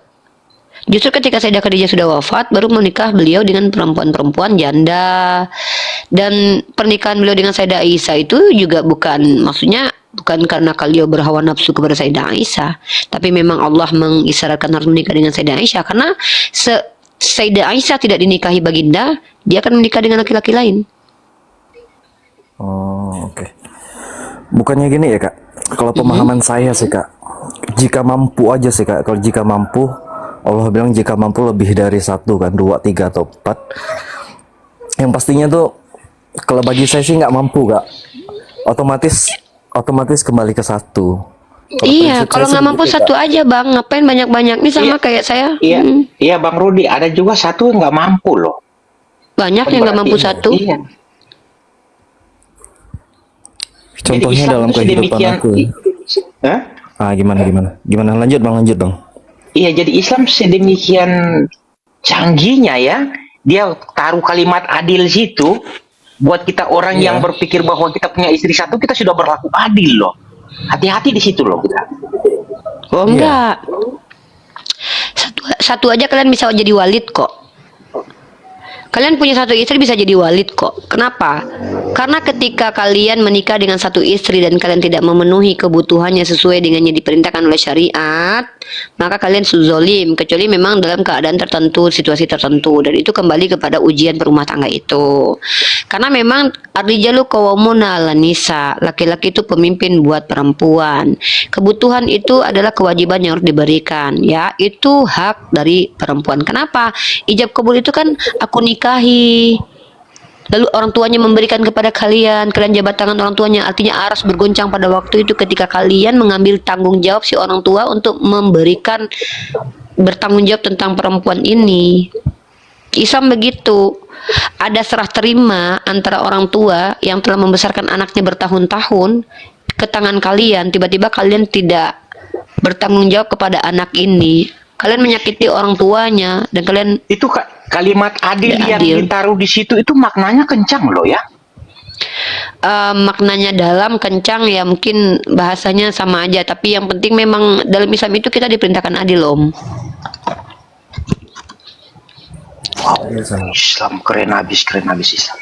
Masya Allah. Ya, makanya saya tetap jadi Islam. Kenapa? Karena kalau saya sebagai perempuan ya, ini mohon maaf nih, kita mungkin dari sisi terbalik nih. Kalau saya punya suami, saya pengen punya suami terbaik. Siapa sih perempuan yang tidak ingin punya suami terbaik, terkuat, terperkasa, terganteng, terkaya, dan Itu natural itu. Nah, tapi harus dipahami, ketika punya suami ini, yang pertama adalah banyak yang suka. Yang kedua adalah takutnya kalian nggak sanggup handle, karena kalian belum tentu perempuan Maka ketika saya menikah dengan laki-laki yang mampu menghandle lebih dari satu wanita, artinya saya punya suami berkualitas. Harusnya kebanggaan dong bagi saya. Justru kalau saya punya suami satu aja dia nggak sanggup hidupin, berarti saya punya suami yang tidak berkualitas. Gitu ya. Jadi kalian yang non muslim jangan mengambil sudut pandang kalian sebagai orang Kristen ketika melihat, nih mohon maaf yang cewek-cewek Kristen ya, kalian karena lihat suami kalian lalu kalian lemparkan ke Islam. Di Islam nggak boleh laki-laki nggak menafkahi itu nggak boleh, berdosa. Laki-laki tidak perkasa itu tidak boleh. Bahkan dianjurkan untuk belajar menjadi laki-laki sejati sejak dini. Makanya ada sunnahnya tuh diajarkan berenang, memanah dan juga menguasai alat senjata, karena dia akan jadi pemimpin dan penjaga keluarganya. Nggak boleh main make up, ya. Barang siapa yang menyerupai laki-laki dan perempuan itu tuh nggak boleh. Jadi laki-laki di Islam itu memang dididik untuk menjadi laki-laki seperkasa itu, ya. Makanya LGBT itu nggak boleh. Jadi hal sedemikian sesederhana jadi seorang suami punya satu istri, tapi dia diranjang, suaminya keluar, istrinya nggak keluar. Di situ nggak adil juga, Jangan ya? dibahas di situ, jangan dibahas di sini. Diam Om ya, kita nggak usah bahas itu ya. Itu bahas nanti di dalam biologi Om. Kita bahas yang lain ya Om ya. Oke Om, terima kasih Om. Pertanyaannya cukup menakutkan. Kita sapa tamu lain ya Om ya. Rudy Hands, kita fokus ke sapa dulu tamu ya. Om Walid memang mengerikan. Halo Kijil, Muslim atau non Muslim? Kijil, kamu manusia siluman?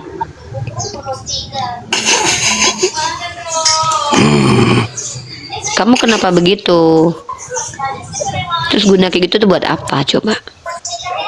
Emang kalau kamu bilang terus kamu jadi hebat gitu, jadi perkasa gitu, itu buat gitu tuh buat apa gitu loh? Begitu gitu tuh untuk apa? Manfaatnya buat kamu tuh apa gitu? Buat apa coba? Yaudah ya, turun ya Kijil ya. Kami lagi nggak butuh siluman babi ya. Ya halo Rinto Muslim non Muslim. Minum tua resmi dulu ya. Rinto Barak Muslim non Muslim.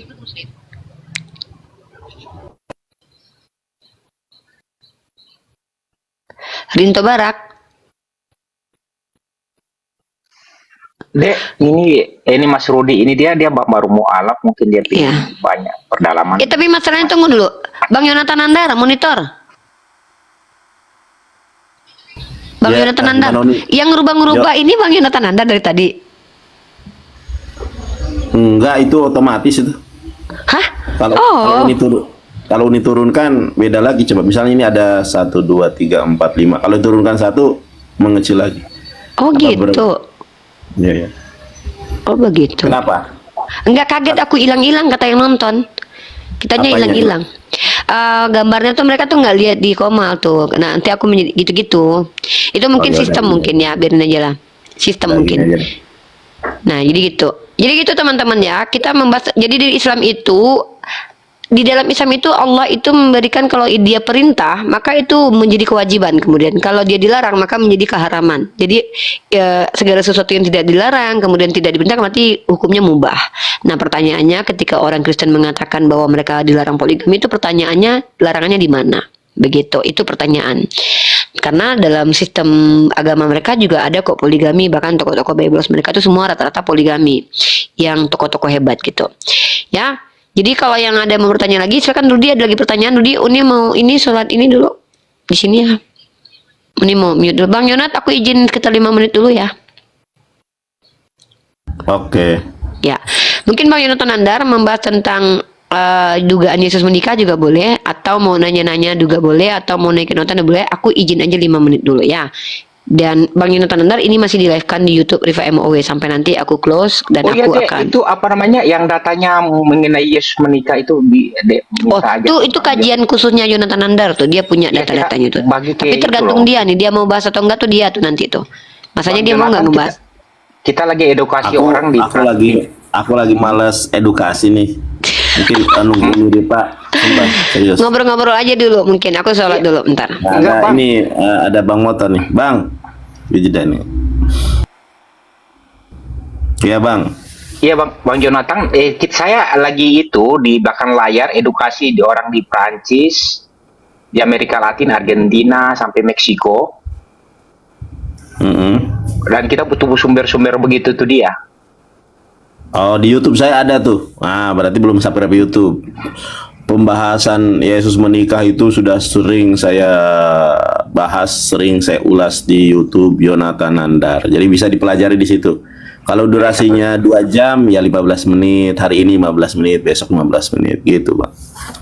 Ya, iya maksudnya sumbernya biar saya kasih ke mereka juga, misalnya kayak tulisan-tulisan yang. Itu di situ Ada ya? Ketika saya berdiskusi saya sebutkan sumbernya, ini dari ini.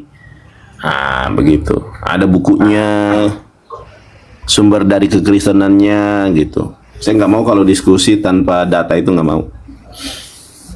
Iya ya, kita lagi edukasi ini, soalnya perkembangannya kan cukup bagus loh. Tapi kita menggunakan bahasa bahasa itu sih, bahasa Spanyol sih.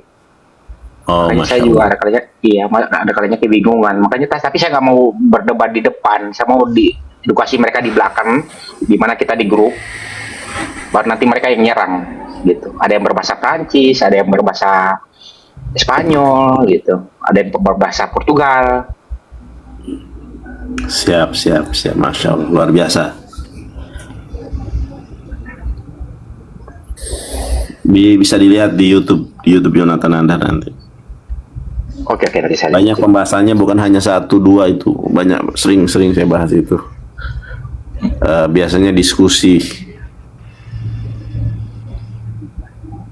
Ya, aku lagi nggak enak badan nih, masuk angin kayaknya, makanya aku lagi males ngedukasi. Oke, sip. Iya, banyak yang bilang kelemas. Iya, cuman tadi maaf ya, saya ini kalau mau jawab bisa. Itu mengenai suami yang cuman mementingkan sudah klimas, terus istrinya belum, itu di situ kita berlaku adil nggak sih, Bang? Gimana? Seorang suami yang biarkan istrinya nggak klimas, sedangkan dia klimas, itu di situ berlaku adil nggak sih? Klimaks, aduh ini bahasanya. Iya. Nanti sama Uniripa tuh. Dia nggak mau jawab tadi. Balik lagi ke masing-masing pribadi sih Bang, kalau menurut aku Bang. Tapi bukankah di situ Bang Rudi kita nggak menyiksa mereka gitu, kita mentinggal diri kita, makanya ditempatkan kalimat berlaku adil. Kalau prinsip aku sih Bang, sorry ya, bukan sok setia sih. Kalau udah satu ya satu, kenapa kita harus 2, 3, 4, 5, enggak lah. Enggak, karena kalimatnya yang ditempatkan di situ adil loh. Iya, makanya aku bilang harus adil. Mana manusia mampu adil Bang, manusia nggak mampu adil. Iya, Bang, makanya kita kan bicara di satu nih. Di satu nih. Adil itu bukan sama. Adil itu proporsional. Gitu. Contoh nih, saya punya anak 3. Yang satu SMA, yang satu kuliah, yang satu TK. Jadi adil itu nggak sama. Nah, kalau misal anak yang pertama saya kasih 10 yang pertama saya kasih 10.000, yang kedua 10.000, anak TK saya kasih 10.000. Nah, kalau anak TK saya kasih 10.000 itu bagi dia cukup. Tapi kalau anak SMA sama anak kuliah dikasih 10.000 ya buat ongkos aja nggak bisa. Jadi konsep adil itu bukan sama. Konsep adil itu adalah proporsional. Nah, proporsional begini. Misal yang kuliah kebutuhannya berapa? 100.000, maka dikasih 100.000. Yang SMA butuhnya 50.000, dikasih 50.000. Yang TK cukup 10.000 ya 10.000. Itu adil. Adil itu bukan sama, tetapi adil itu proporsional. Begitu Bang. Adil itu proporsional, bukan harus sama. Nggak adil itu. Kalau sama justru nggak adil. Anak TK dikasih 10.000, anak SMA 10.000, anak kuliah 10.000 rupiah ya. Itu nggak adil, zolim bahkan. Kuliah. Iya, maksudnya saya geret ini kan di fenomena di mana banyaknya perceraian kan, bahwa kita berpikir bahwa dengan satu kita bisa berlaku adil. Makanya di yang permasalahannya itu kan di kasur itu kan? Enggak. Saya coba kalau kita Enggak cek juga. di pengadilan agama ya kan. Ya, saya di pengadilan umum, pengadilan negeri gitu kan. Pengadilan agama, pengadilan negeri. Itu kasus perceraian itu didominasi pertama oleh ekonomi, bukan oleh kasur. Coba aja cek kasus perceraian itu. Lihat amar putusannya. Nah, kasus perceraian itu didominasi oleh ekonomi. ekonomi satu, yang kedua kekerasan dalam rumah tangga. Nggak ada masalah ini ya, mungkin 0, berapa persen kalau masalah Bang, seksualitas itu. Maaf ya saya coba ini. Efek dari kasur ini akhirnya komunikasi yang terputus. Iya, tapi kalau kita melihat fakta di lapangan bukan karena kasur. Coba Anda lihat tuh, ya. Ini apa namanya itu, kasus-kasus yang ada di pengadilan agama, ya, di pengadilan negeri. Bahkan orang Kristen aja kalau kita lihat di ini amar putusan itu, ya, di direktori putusan Mahkamah Agung itu banyak orang Kristen yang bercerai. Faktornya ekonomi, kemudian kekerasan dalam rumah tangga, ya kan. Biasanya itu yang mendominasi itu ekonomi. Suaminya main judol terus, kemudian ya nggak pernah bekerja gitu. Itu notabene sih itu. Coba aja lihat, dicek. Kalau tadi Direktori putusan Mahkamah Agung itu bisa dicek tuh.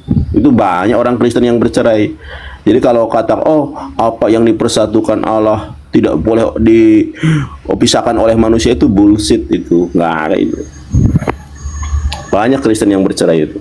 Contoh video 9 detik ya, siapa itu yang istrinya Gidang Gading Martin tuh. Ya, itu kan bercerai Kristen ya. Banyak kok tokoh-tokoh artis-artis Kristen ya kan, oknum-oknum Kristen yang bercerai. Justru ini ajaran logis. Bercerai itu ajaran logis. Coba sekarang. Iya, Ahok juga tuh tokoh yang dibangga-banggakan Otan di Indonesia cerai. Sekarang apa yang dipersatukan Tuhan nggak boleh dipisahkan manusia, ini teori, itu prakteknya nggak bisa. Orang yang ngomong begitu pun pendeta sekalipun, apa yang dipersatukan Allah tidak boleh dipisahkan manusia, itu itu teori. Makanya dosen saya bilang gini, kamu akan lihat nanti ya, law in book dengan law in action ini berbeda ya. Apa yang tertulis dalam Bible itu beda dengan prakteknya. Nah, Islam ini sangat realistis, Islam ini logika. Bahkan ajaran bercerai itu ada juga di zaman Nabi Musa, di dalam Torah itu ada. Begitu, Bang.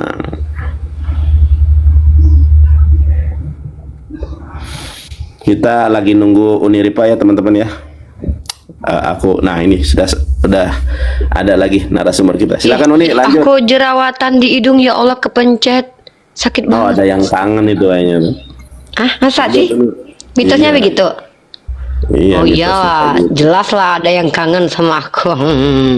Lanjut Uni. Sehari alam. Kenapa matanya dibegituin? Ya ada yang kangen, kata Bang Jonathan Nandar.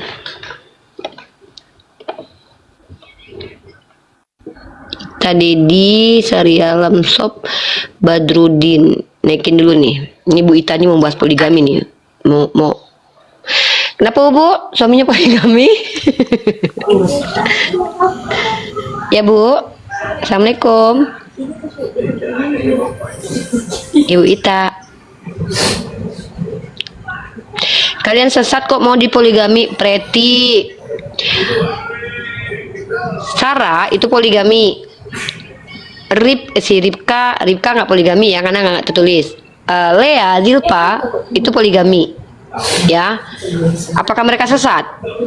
Kita aku turunin ya. Nah, yang sesat itu adalah orang-orang yang membatasi apa yang tidak dibatasi oleh Tuhan. Contoh, katanya dilarang poligami, dalilnya mana? Nggak ada. Itu baru sesat. Ya, lagian Kak Preti, jangan kakak samain suami kakak sama laki-laki Islam kebanyakan. Kakak kalau seandainya datang nih ya ke daerah-daerah seperti Afrika, Arab, atau ya mohon maaf nih ya, jangan kakak samakan porsi suami kakak dengan mereka. Kakak juga harus tahu diri lah. Mungkin suami kakak, sorry. Wajar kakak tidak menginginkan suami kakak poligami karena kakak sendiri aja nggak dibiayai dengan baik. Maka kakak memandang suami kakak itu disamakan dengan orang lain, nggak bisa, nggak sama Kak. Nggak semua sama. Contoh kayak Mat Peci itu istrinya 2. Mereka bahagia-bahagia aja. Kenapa kakak yang sibuk kalau Mat Pecinya sanggup? Tapi kalau kakak bilang ajaran itu ajaran sesat, ya udah kalau gitu kakak bilang Tuhannya perjanjian lama itu sesat. Karena dalam 2 Samuel pasal 12 nomor 8, Tuhan perjanjian lama sendiri yang telah memberikan istri Saul kepada Daud. Kakak mau bilang itu Tuhan itu penyesat. Kok begitu? Masa gitu sih konsepnya? Oh, kalau kakak bilang itu kan dulu, ya tetap aja berarti Tuhan pernah sesat gitu. Aduh. Kreatif pemula, nggak perlu izin istri pertama kalau mau poligami. Silahkan nggak izin istri pertama, tapi ingat, istri juga berhak untuk memperjuangkan hak-haknya. Ya, ingat loh, perempuan itu berhak untuk menjadi Sayyidah Khadijah dan berhak untuk menjadi Sayyidah Aisyah. Karena pernikahan itu pilihan. Perempuan dalam Islam ketika merasa terzolimi, dia boleh mengajukan khulu. Ini loh. Nah, Armas konsepnya lebih ke perasaan. Kalau perasaan itu kita nggak bisa ngomong, itu perbedaan setiap orang. Itu nggak perlu izin istri itu gimana itu dia? Kok bisa Jol? Ya, maksudnya tidak berdosa. Nah, itu berarti memang ada hal-hal yang dia dilihat maksudnya dilihat urgensinya. Kalau dia memang hanya memenuhi syahwatnya lalu dia membohongi istrinya, itu kan dosanya dosa berbohong nanti. Kok bisa ya rumah tangga nggak ada komunikasi hal yang sebegitu dia nggak bisa? Itu kita masalah kasuistik, kita bahas rumah tangga nanti. Itu nanti ibu dokter nanti datang nanti ya, ibu dokter Mary itu psikologi itu bahas. Misalnya kita poligami cuman tujuannya untuk dakwah itu gimana itu? Nama amalu biniat, segala perbuatan itu akan dinilai dari niatnya. Niatnya ini untuk dakwah. Ya berarti niatnya bagus dong, kok malah salah? Justru itu lebih bagus daripada niatnya untuk mengenyangkan perut dan menyenangkan diri. Justru dengan seperti itu yang niatnya bagus. Karena dari Nabi kita juga kan saya lihat itu karena dakwah. Iya, innama a'malu biniat, segala sesuatu bahkan nikah satu orang untuk berdakwah juga bagus kok. Misalnya ada nih, ini mohon maaf gini nih. Misalnya Bang Yonatan Andar nih dia laki-laki bujang. Nah, kemudian ada perempuan janda kaya. Dia niat menikahi janda kaya itu bukan hanya sekedar untuk memenuhi tuntutan menyempurnakan agama, tapi juga karena ingin harta si istri tersebut nanti untuk kepentingan umat. Ya, niatnya itu yang akan dinilai, niatnya itu akan menjadi kebaikan buat dia gitu. Tapi kalau seandainya niatnya nikah dengan satu orang perempuan, tapi niatnya bukan karena Allah, ya bisa jadi tidak dapat pahala, tapi bisa jadi sia-sia dan juga jadi bisa berdosa gitu. Jadi tergantung niat. Apapun yang kita lakukan itu niatnya yang diperhatikan oleh Allah. Gitu, yang dipahami. Mungkin seperti itu Pak Badarudin. Bang, ini ada tamu ini. Bang Rudi ada lagi mau ditanyakan? Bang Rudi ada lagi mau disampaikan sebelum kita sapa tamu-tamu? Cukup sih Kak, saya nyimak aja di bawah. Ya, ya silakan Bang Rudi, terima kasih banyak. Pak Ayub Abdullah, Muslim atau non Muslim? Muslim ya? Muslim ya. Mbak Uni, ini saya mau menanyakan sesuatu di dalam Al-Quran surat An-Nahl ayat 51. Kenapa ayatnya Pak? Ayatnya bertulisan gini, Allah berfirman, janganlah kamu menyembah dua Tuhan, sesungguhnya hanya dialah Tuhan yang Maha Esa. Maka hendaklah kepadaku saja kamu takut. Itu penjelasannya gimana ya Mbak Uni? Al-Quran itu kan perkataan Allah Pak, dikte dari Allah. Misalnya saya bilang begini, saya pengen anak saya menyampaikan ke teman-temannya, jangan kamu mengatakan orang lain cantik, katakanlah ibumu saja yang cantik, karena hanya saya saja yang cantik. Itu kan tidak masalah dalam diksi bahasa Indonesia Pak. Terus yang bait keduanya, maka hendaklah kepadaku saja kamu takut. Iya, kan itu kan perkataan Allah. Kan Allah mendiktekan perkataannya kepada Nabi untuk diulangi dan disampaikan kepada masyarakat, kepada umat kan. Kan saya kan sudah lengkap tadi ilustrasikan. Jangan kamu bilang siapapun cantik kecuali saya. katakanlah hanya ibumu yang paling cantik, hanya saya yang cantik, berarti kan saya mendiktekan ke anak saya untuk mengatakan ke orang lain bahwa hanya saya yang cantik. Itu kan dikte Allah kepada Nabi, karena perkataan Al-Quran itu semua perkataan Allah. Ya, saya masih bingung ini apa memahami. Supaya nggak bingung, Bapak tanya sama ulama, Bapak baca tafsir biar Bapak nggak bingung. Bapak karena baca terjemahan makanya bingung. Iya, saya bacanya terjemahan di sini, makanya saya. Makanya Bapak tafsir. Bapak Islam kan? Bentar. Sebelum Bapak mengatakan bingung, tapi Bapak bilang bingung cuma baca terjemahan, wajar. Makanya saya bilang, Bapak baca tafsir. Bapak baca tafsirnya biar Bapak paham, jadi Bapak nggak bingung. Makanya saya minta penjelasan dari Unirifat. Saya bukan penafsir, sebenarnya nggak boleh. Saya hanya memahami, saya paham itu ayat itu. Kalau saya paham, tapi menjelaskan pemahaman saya ke Bapak, takutnya nanti saya mentafsir dengan akal saya yang berdosa. Makanya Bapak saya anjurkan baca tafsir. Oh gitu. Dan sebenarnya kalau Bapak ngerti bahasa Indonesia, kayaknya itu nggak jadi masalah deh. Kalau Bapak ngerti bahasa Indonesia dan Bapak ngerti esensi Al-Quran. Makanya Islam itu belajarnya tuh nggak kayak gini Pak, nggak belajar di komal TikTok gini, bahaya. Makanya nanti kalau seandainya saya jelasin, nanti Bapak kan, oh ya emangnya Al-Quran itu apa sih? Al-Quran kan perkataan Allah yang didiktekan oleh malaikat Jibril yang diberikan kepada Nabi. Bapak ngerti nggak esensinya bagaimana penyampaian Al-Quran? Bapak ngerti nggak bahwa itu diktean? Bapak ngerti nggak kalau gimana Bapak bisa paham? Bapak cuma baca terjemahan terus ingin paham, nggak bisa gitu Pak. Islam, makanya ada penafsir Pak, makanya ada para mufasir, makanya para ulama seperti Ibnu Katsir itu menafsir supaya orang-orang seperti Bapak yang hanya membaca terjemahan tidak mau mengikuti kaidah bahasa Arabnya itu nggak salah paham. Dan lagi pula sedangkan jangankan menggunakan kaidah bahasa Arabnya loh, menggunakan kaidah bahasa Indonesia aja itu nggak gagal paham. Apalagi Bapak mendalam mempelajari tentang gramatikal bahasa Arabnya tuh seperti nahwu sorofnya. Nah itu yang tidak menjadi kapasitas saya ngajarin Bapak, karena saya juga masih belajar tentang nahwu dan sorof. Saya nggak punya, saya mahasiswi belum berhak untuk mengajarkan orang Islam gitu. Maka saran saya Bapak baca tafsir dulu, baru Bapak bisa paham maksudnya. Oh gitu. Coba deh Bapak buka-buka deh kalau Bapak nggak punya buku tafsir. Kalau saya memang punya buku tafsir nih, Bapak baca searching tafsir menurut ulama ini, Bapak baca itu, Bapak baca dulu. Kalau Bapak ingin pemahaman saya, khawatirnya gini loh Pak, khawatirnya pemahaman saya ini tidak sesuai dengan jumhur nanti.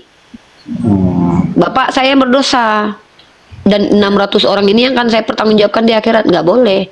Saya nggak boleh mentafsir Al-Quran. Saya boleh menjelaskan pemahaman saya, tapi saya nggak mau di depan publik. Saya mau malah adu argumen nih, pemahaman saya begini, bagaimana pemahaman Anda? Karena saya masih belajar. Tapi kalau saya ajarkan Bapak pemahaman saya, kalau pemahaman saya hanya ternyata mentafsir menggunakan akal, Bapak masuk neraka, saya juga, apalagi 600 orang saya akan bertanggung jawab nanti. Tidak boleh, saya bukan mufasir, saya bukan muhaddis, saya pendialektika. Bapak tahu jumhur nggak? Jumhur Bapak tahu jumhur? Nggak tahu. Astagfirullah. Maaf ya, kan inilah yang saya nggak mau mempermalukan saudara muslim saya di Komal ini. Itu yang saya, kenapa saya tuh nggak mau ditanya Islam itu, karena gini loh, belajar itu nggak mungkin kita ingin tahu satu kitab tapi hanya ingin bertanya satu pertanyaan terus dalam sekian menit kita bisa tahu, nggak bisa. Ustadz Wafi itu 9 tahun di Pondok Sidogiri, saya tuh bertahun-tahun MTSN, aliyah, kemudian kuliah.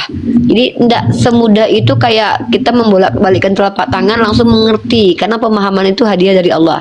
Bagaimana mungkin kita dapat pemahaman tanpa usaha? Kita harus usaha dulu. Ya Bapak, salah satu usaha Bapak kan masuk ke Komal TikTok, tapi nggak semudah itu Pak. Ada hal-hal yang harus diikuti, kaidah-kaidahnya Bapak pahami, esensi Al-Quran itu apa, yang disebut dengan ulama itu apa, jumhur ulama itu apa, tafsiran itu apa, terjemahan itu apa, Al-Quran itu apa, itu harus dipahami Pak. Kalau Bapak tidak paham ya saya harus ngulang dari awal lagi. Masa saya harus ngajarin Bapak dari apa perbedaan huruf, apa perbedaan isim, apa perbedaan fa'il nanti? Kan akhirnya saya merendahkan Bapak di depan publik. Maka kenapa ada masalah pendidikan itu kita sistematik tuh, ada ruang khususnya untuk belajar. Sebenarnya kenapa ada ruang khusus untuk belajar? Kenapa dialektika boleh di depan publik? Karena ketika belajar itu orang-orang yang mohon maaf ya minim pengetahuannya tidak merasa tercela, karena nggak banyak yang lihat. Yang lihat cuman kawan sama-sama belajarnya aja. Ini secara psikologi dalam sistem ketika belajar ya Pak. Itu kenapa kita kalau ngajar itu kan di kelas tuh Pak. Tapi kalau seandainya nggak tahu, sama-sama temennya sama-sama seperjuangan sekolah, itu nggak malu Pak. Tapi kalau Bapak di publik nih, Bapak ngaku Islam, usia sudah dewasa, tiba-tiba nggak tahu tentang jumhur, oten nonton lagi Pak.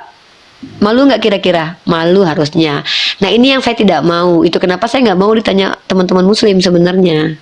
Karena saya sebenarnya ketika menjawab pertanyaan dari muslim, saya mahasiswi, dan pertanyaannya pertanyaan mendasar itu hanya mempermalukan saudara muslim saya. Kalau seandainya kita tidak tahu, saran saya itu seperti saya nih. Saya kan saya sekarang 38 Pak. Bapak tahu nggak? Saya kuliah itu di usia yang di atas 35 tahun loh Pak.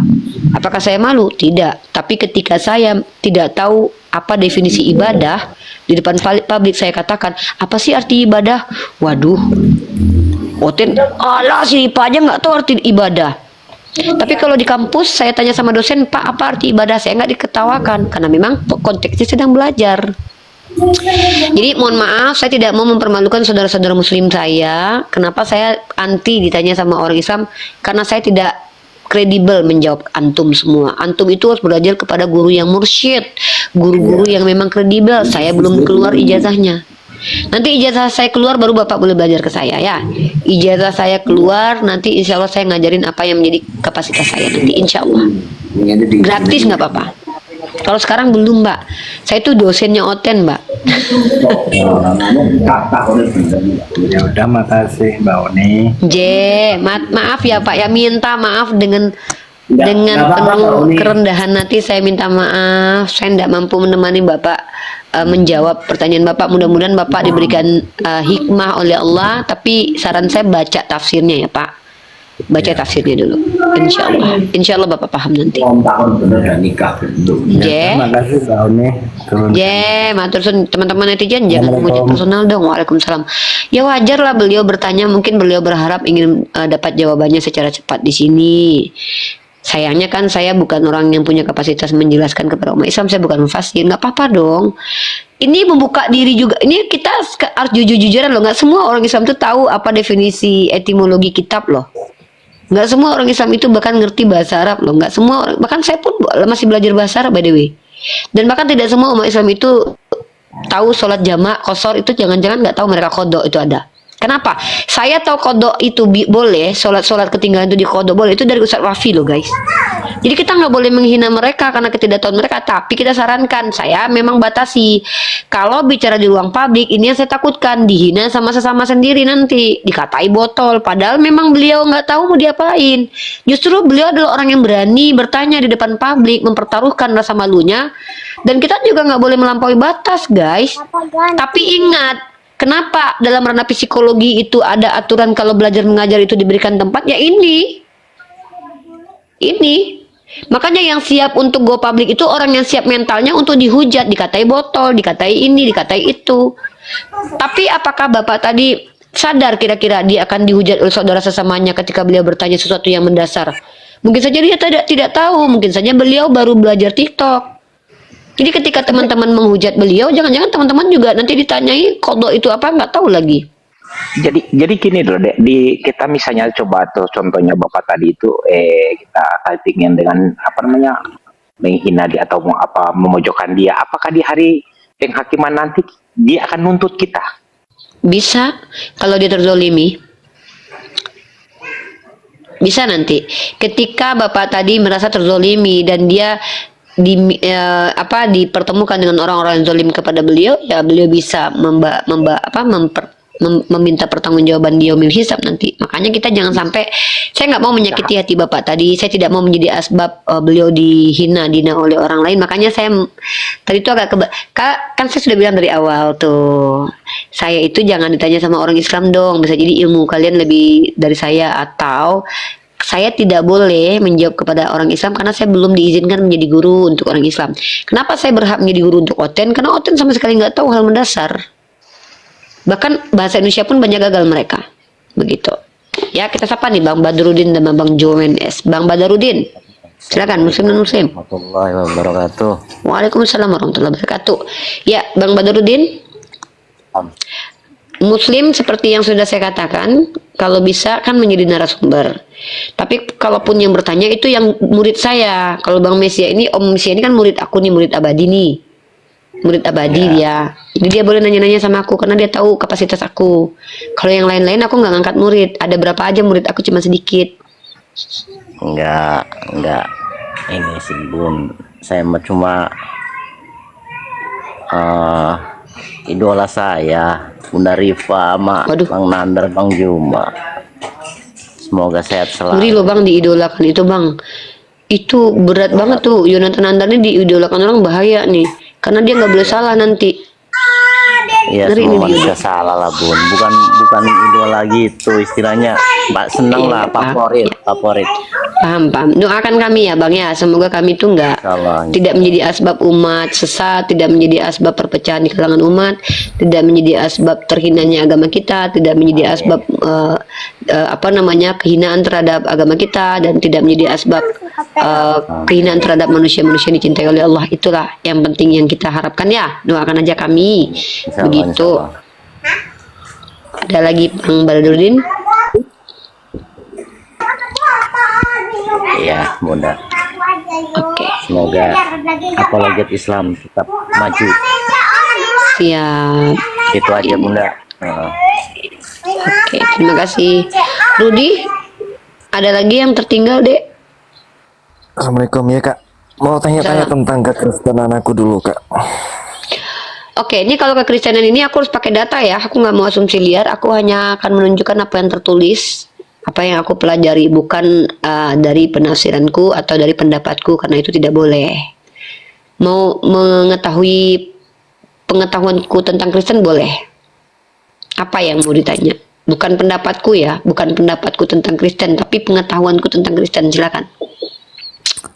Ini juga yang pertama ini Kak, tentang pernikahan Isa Al-Masih atau Yesus Kristus. Itu sumbernya dari, kan Bang Yonatan sering bahas ya. Oke, proposisinya dulu. Kita disclaim dulu. Disclaim adanya indikasi bahwa Yesus poligami itu adalah materi yang sering dibawa sama Yonatan Nandar. Dia sudah bilang dia tidak mau membawa materi itu hari ini karena dia lagi nggak bersemangat mau materi itu. Tapi yang terpenting yang perlu dipahami adalah di dalam Islam itu memang tidak ada secara eksplisit bahwa Nabi Isa itu menikah atau tidak menikah, itu tidak ada secara eksplisit. Tapi kita punya dalil-dalil bahwa dikatakan Rasul-Rasul itu diberikan pasangan-pasangan dan keturunan. Itu poin penting harus kita pahami. Yang kedua adalah menikah itu bukan hal yang najis, bukan hal yang aneh kalau dilakukan oleh para al-anbiya. Kenapa? Karena justru para al-anbiya ini adalah, terima kasih Kak Muslimah, Pak Musli Humar 1. Justru seharusnya orang-orang yang bergelar Nabi inilah orang-orang yang paling mampu bertanggung jawab. Dia orang pilihan, dia orang yang diutamakan. Maka ketika dia menjadi orang yang lebih daripada semua orang, harusnya dia adalah orang yang berani dan mampu bertanggung jawab untuk menafkahi manusia. Dia Nabi loh. Maka apakah ketika Nabi Isa dikatakan menikah suatu kehinaan? Tentu tidak. Tapi kenapa orang Kristen itu akan menolak ketika dibuktikan Yesus menikah? Karena konsekuensinya berbahaya bagi mereka. Masa Tuhannya punya istri? Mereka menolak Tuhan punya istri, tetapi mereka tidak menolak Tuhan punya ibu, Tuhan punya bapak, Tuhan punya saudara tiri. Nah, ini kan agak cara berpikir yang agak lain gitu kalau dalam ranah dialektika. Gitu kalau dalam ranah dialektika gitu kalau dalam ranah dialektika gitu kalau dalam ranah dialektika gitu kalau dalam ranah dialektika gitu kalau dalam ranah dialektika yang selalu saya usung nih. Apakah kalian konsisten dengan pendapat kalian bahwa Tuhan itu transenden? Oh iya, Tuhan transenden, tapi pada bersamaan juga imanen. Maka ketika mereka menolak manusia normal 100% laki-laki normal dengan hormonnya itu menikah, tapi mereka tidak tolak kalau si laki-laki normal punya hormon ini punya ibu, punya bapak tiri, punya saudara tiri, kan begitu. Jadi agak-agak tidak konsisten cara berpikirnya, konstruksi berpikirnya itu agak lain gitu. Kalau menolak menolak Tuhan menikah dengan alasan Tuhan itu maha suci, tapi menerima Tuhan keluar dari rahim perempuan melalui jalur keluarnya air seni gitu, kan lucu. Nah, jadi kenapa memang mereka menolak? Ada beberapa hal yang saya analisis. Saya tidak mau membahas tentang isi kitab suci mereka. Saya mau menganalisis perilaku mereka. Kenapa orang Kristen itu harus menekankan Yesus tidak boleh menikah? Pertama, karena dia Tuhan. Kedua, naluri mereka pasti menolak Tuhan punya istri. Walaupun mereka tidak menolak Tuhan punya ibu. Yang ketiga adalah Karena memang kan tidak ada tertulis. Tapi yang tertulis dalam Bible itu seharusnya tidak menjadi representasi kehidupan Yesus keseluruhan. Kenapa? Yang tertulis hanya 3 tahun. Sementara hidupnya Yesus selama 33 tahun. Ketika hidupnya saja 18 tahun tidak terdeteksi, tidak terdokumentasi, apa alasan kita katakan dia pasti tidak menikah? Emang kita tahu kehidupan dia selama 18 tahun? Saya tidak boleh memastikan dia menikah. Orang Kristen juga tidak boleh memastikan dia tidak menikah. Kenapa? Sama-sama nggak punya data 18 tahun. Jadi probabilitas itu 50-50. Bisa jadi dia menikah karena dia normal. Bisa jadi tidak menikah. Dengan alasan-alasan tertentu. Dan kembali lagi, orang Kristen kan mengakui kalau ini tokoh manusia sejarah. Masuk sejarah kok. Lalu apakah penghujatan ketika mengatakan Yesus menikah? Bukan, justru itu pujian karena dia laki-laki normal. Justru laki-laki yang normal tidak memiliki istri, itu ada indikator-indikator yang nanti bisa merendahkan kemuliaan dia. Satu, nggak ada yang suka sama dia. Kedua, dia nggak punya nafsu sama perempuan. Ketiga, dia nggak mampu punya istri. Makanya ada salah satu pendeta Great Santo Mary yang dikutipkan oleh website Sarapan Pagi Biblikal yang ditulis oleh Ibu Rita Wahyu, bahwa salah satu pendeta bernama Great Santo Mary dari Harvard mengatakan, jangan-jangan dia hombreng. Sorry ya, ini bukan saya. Sorry, ini pendeta. Ada indikator-indikator gitulah. Ini saya tak kasih data ya. Sorry, saya nggak mau dianggap menuduh. Saya harus, memang judulnya adalah tuduhan seksual kepada Yesus. Tapi di sini dikutipkan pendapat dari pendeta Great Santo Mary tentang Yesus. Nah, pendapatnya seperti apa? Mari kita baca. Dan ini bukan saya, tapi saya membacakan. Dan teman-teman boleh, saya tidak mengatakan ini kabar benar ya, tapi ini adalah informasi yang datang dari situs Sarapan Pagi Biblikal. Nah, berbicara tentang Yesus, pada konferensi Modern Churchmen di Oxford 1967, Canon Hack Montefiore, pendeta Great Santo Mary Cambridge mengatakan, sorry, saya pikir Harvard ya, sorry saya sebut tadi ya, bukan Harvard ya, Cambridge ya. Dia mengatakan begini, kawan-kawannya adalah seorang perempuan, tapi dia mencintai laki-laki. Satu fakta yang mencolok adalah bahwa dia tidak kawin. Dan kaum yang tidak kawin biasanya memiliki 1 dari 3 sebab. 1, tidak mampu. 2, tidak terdapat gadis. 3, secara natural mereka hombreng. Artinya diindikasikan sama pendeta ini orang-orang yang tidak menikah. Kan begitu. Bukan berarti si Yesus Kristusnya adalah hombreng. Tetapi menurut pendeta Great Santo Mary, ada alasan-alasan orang tidak menikah. Salah satunya karena dia hombreng atau dia tidak mampu. Kan begitu. Nah, jadi ada indikator-indikator. Kalau kita mau menganalisis itu, kita harus ada kemukakan indikator loh. Dan indikator itu tidak boleh bertentangan dengan kaidah ilmiah. Baik itu rasional ataupun kaidah-kaidah ilmu lainnya. Seperti itu teman-temanku. Ya, mungkin begitu Bang Rudi. Oke, terus aku pernah nonton filmnya Kak. Film tentang Yesus Kristus ya. Itu dia sama murid-muridnya ada adegan cium-ciuman gitu Kak. Kenapa ada Yonatan Nandar ini? Bentar. Halo Gus.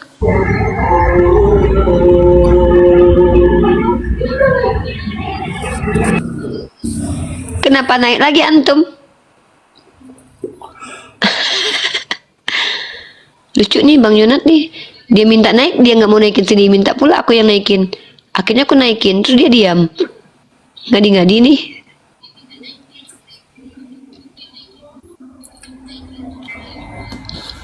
Nah, oh, malah turun dia. Iya, akun asli dia emang. Bukan akun asli. Dia emang ngadi-ngadi nih kadang-kadang nih, lagi halu dia. Ya, saya sapa dulu di sini. Ada Cahaya Islam, Kuswoyo dan Dinjaki Aldi. Saya sapa Pak Dinjaki duduk. Pak Dinjaki, Muslim non Muslim? Muslim. Oke. Seperti yang sudah saya sampaikan tadi, tidak perlu saya ulang. Bapak, ada yang mau disampaikan? Nonton aja tadi, tidak ada yang disampaikan. Oke, siap. Izin saya turunkan ya Pak. Terima kasih. Ya. Sama-sama. Ini aku pakai akun lain sambil ngecek. Ternyata benar kalau aku uni besarkan nggak ada orangnya. Iya makanya. Iya, lanjut.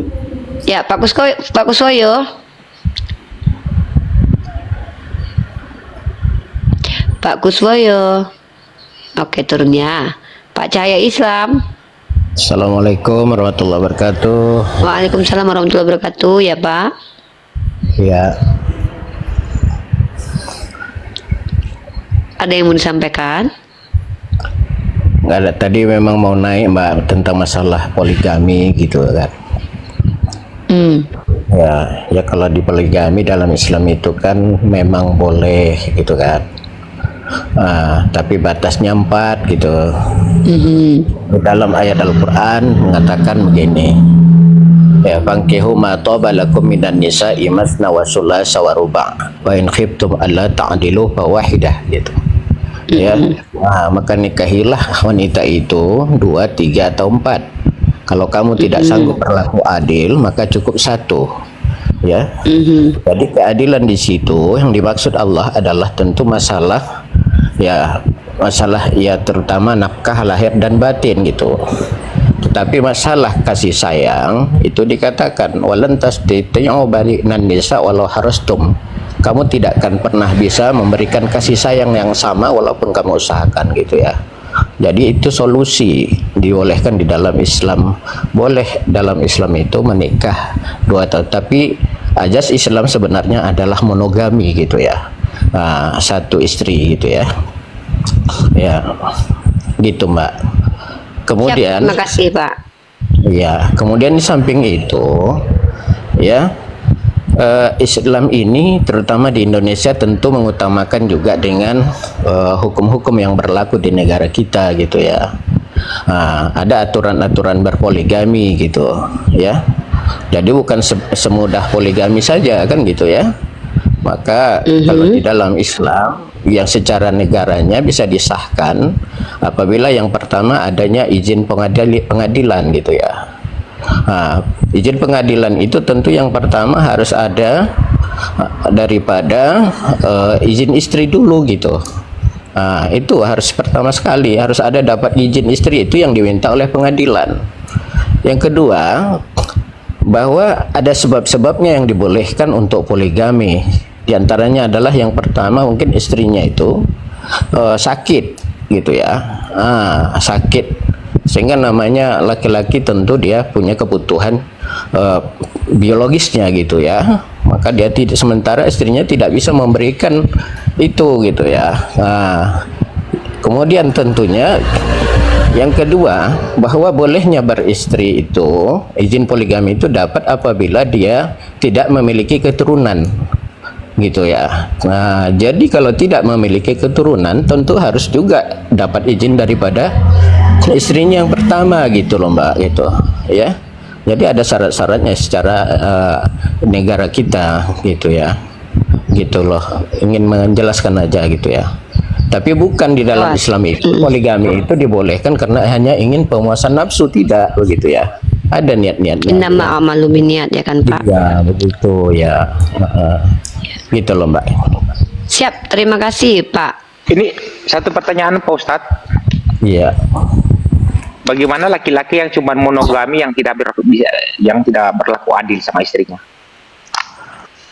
Ya begini Pak, kalau di dalam Islam itu ya dianjurkan yang pertama ku ampusakum wa ahlikum naro gitu ya, jaga dirimu dan keluarga kamu dari api neraka gitu. Menjaga diri keluarga artinya di dalam Islam itu hendaknya kalau kita menikah itu harus ada sakinah mawaddah warahmah gitu ya, ketenangan ya. Kasih sayang di situ ya. Tentu dengan adanya kasih sayang itu tentu tidak akan mungkin ada rasa ketidakadilan terhadap pasangan gitu loh. Ya, harus menjaga istri gitu loh. Ya, menjaga istri jangan sampai dianiaya. Bahkan ketika seorang muslim yang akan menikah itu diwajibkan hendaknya juga membacakan syirat ta'liq gitu ya. Syirat ta'liq yang dibacakan seorang suami kepada istrinya ya, dan itu ditandatangani gitu ya. Nah, itu suatu perjanjian suami dengan istrinya. Bisa dijelaskan itu Pak sama Pak Mesia ini yang disebut dengan syirat takhlik itu, mungkin lebih dispesifikan penjelasan etimologinya, maknanya apa, terus itu implementasinya seperti apa Pak? Iya. Jadi syirat takhlik itu artinya adalah semacam suatu perjanjian sebelum menikah. Sebelum menikah gitu ya. Itu ada ya di dalam buku nikah setiap orang Islam itu ada, dan kemudian ketika itu akan dibacakan ketika sebelum ijab kabul kan gitu ya, sesudah ijab kabul gitu ya. Apa itu? Yang pertama ya, apabila saya tidak memberikan nafkah lahir dan batin ya gitu, jadi nafkah lahir batin itu harus dilaksanakan gitu ya. Kemudian yang kedua, bahwasanya tidak melakukan kekerasan dalam rumah tangga gitu ya. Itu Yang ketiga, seorang suami itu tidak boleh membiarkan begitu saja istrinya gitu ya, tidak mempedulikan. Nah, begitu. Jadi kalau seandainya sihot ta'lik itu dilanggar oleh suami, maka Jatuh talak ya. nah, bukan jatuh talak, si istri boleh mengajukan gugatan kepada di pengadilan agama terhadap suaminya, begitu ya. Ya, lebih seperti itu. Bukan jatuh talak, karena seorang istri itu tidak bisa mentalak suami, itu dalam Islam gitu ya.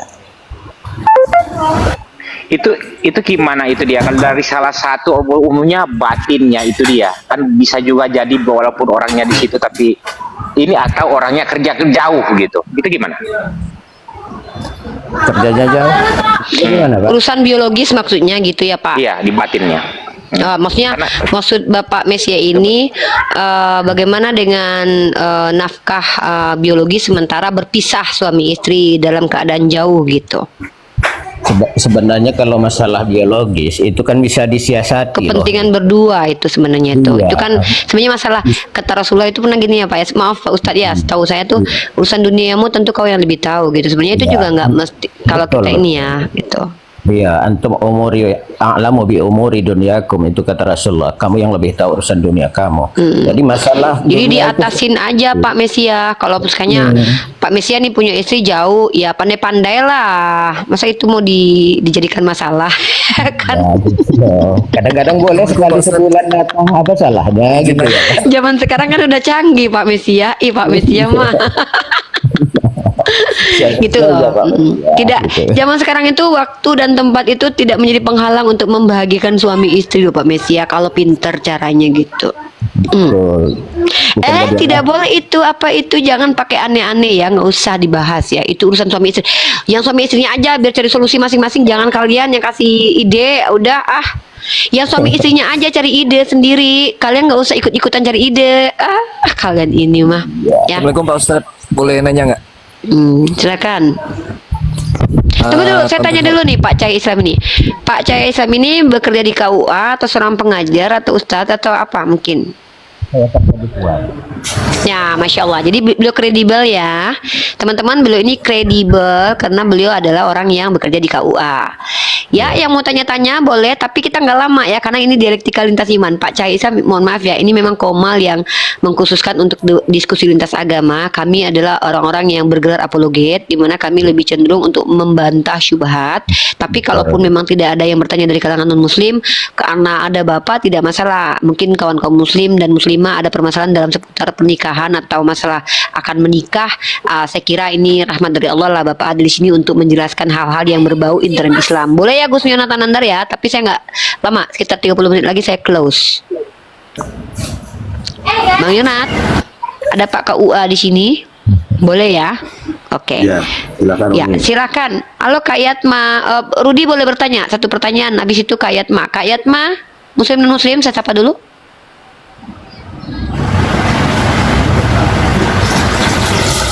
Kak Yatma. Oke, Kak Yatma saya turunin ya. Rudi silakan bertanya. Wah, pawang janda naik nih kalau ada Pak KUA nih, giliran Pak KUA datang nih pawang janda naik nih. Halo, Assalamualaikum pawang janda. Waalaikumsalam warahmatullahi wabarakatuh. Teman-teman ada Pak KUA. Nanti Bang Dewa bertanya. Kita ke Bang Rudi dulu. Bang Rudi dia mau alaf. Oh ya Pak Cahaya Islam, boleh tahu namanya dipanggil apa Pak? Izin. Boleh Islamnya aja Pak Islam. Oke, Pak Islami, ini Rudi ini surah mualaf. Saya boleh bertanya ya ke antum ya. Saya kan Rudi bertanya ke Pak Islami. Ingat ya konteksnya beliau adalah orang yang memang berkecimpung di dunia perKUA-an. Jadi silakan bertanya seputar itu. Jangan bertanya tentang apologetika sama beliau ya. Silakan Rudi. Pak Ustadz, kalau tentang harta warisan gimana Pak Ustadz? Boleh dijelaskan nggak? Jangan, karena konteksnya beliau itu adalah orang yang membahas tentang KUA saja ya, jangan ke mana-mana karena ya tentang pernikahan aja Rudi ya. Gini, walaupun beliau mampu tapi beliau lebih ke sana arahnya, karena di dalam Islam itu kita harus punya kredibilitas dalam hal-hal tertentu. Kalaupun beliau mampu ya, takutnya nanti saya menggali lebih dalam tentang beliau ada kode etik yang tidak boleh dilanggar kan, jadi nanti kita merepotkan beliau nanti. Karena beliau sudah mengatakan beliau bekerja di KUA, maka beliau bertanggung jawab dengan statementnya, bertanya tentang hal itu saja secara nuni. Karena lebih baik belajar Islam mendalam, Rudi. Bertanya kepada orang-orang yang kompeten, sistematik, bertemu muka, jangan di online begini kalau mau lebih mendalam tentang Islam, adikku. Ya itu aja sih. Kalau pernikahan dulu aku nikahnya di KUA juga, Kak. Siap. Iya, nikah di KUA. Oke. Siap, Rudi. Thank you. Berakhir sudah diskusi Unirfa dan apologet Islam lain yang telah memberikan kita ilmu dan pengetahuan tentang ajaran Islam dan ajaran Kristen. Semoga ilmu yang kita dapat dari diskusi ini dapat digunakan nantinya jika bertemu dan berdiskusi dengan oknum Kristen. Saya akhiri video ini. Terima kasih kepada saudara-saudari Muslim semua yang telah mengikuti diskusi ini sampai habis. Sampai ketemu lagi dan nantikan video-video diskusi dan debat apologet Islam selanjutnya. Assalamualaikum warahmatullahi wabarakatuh.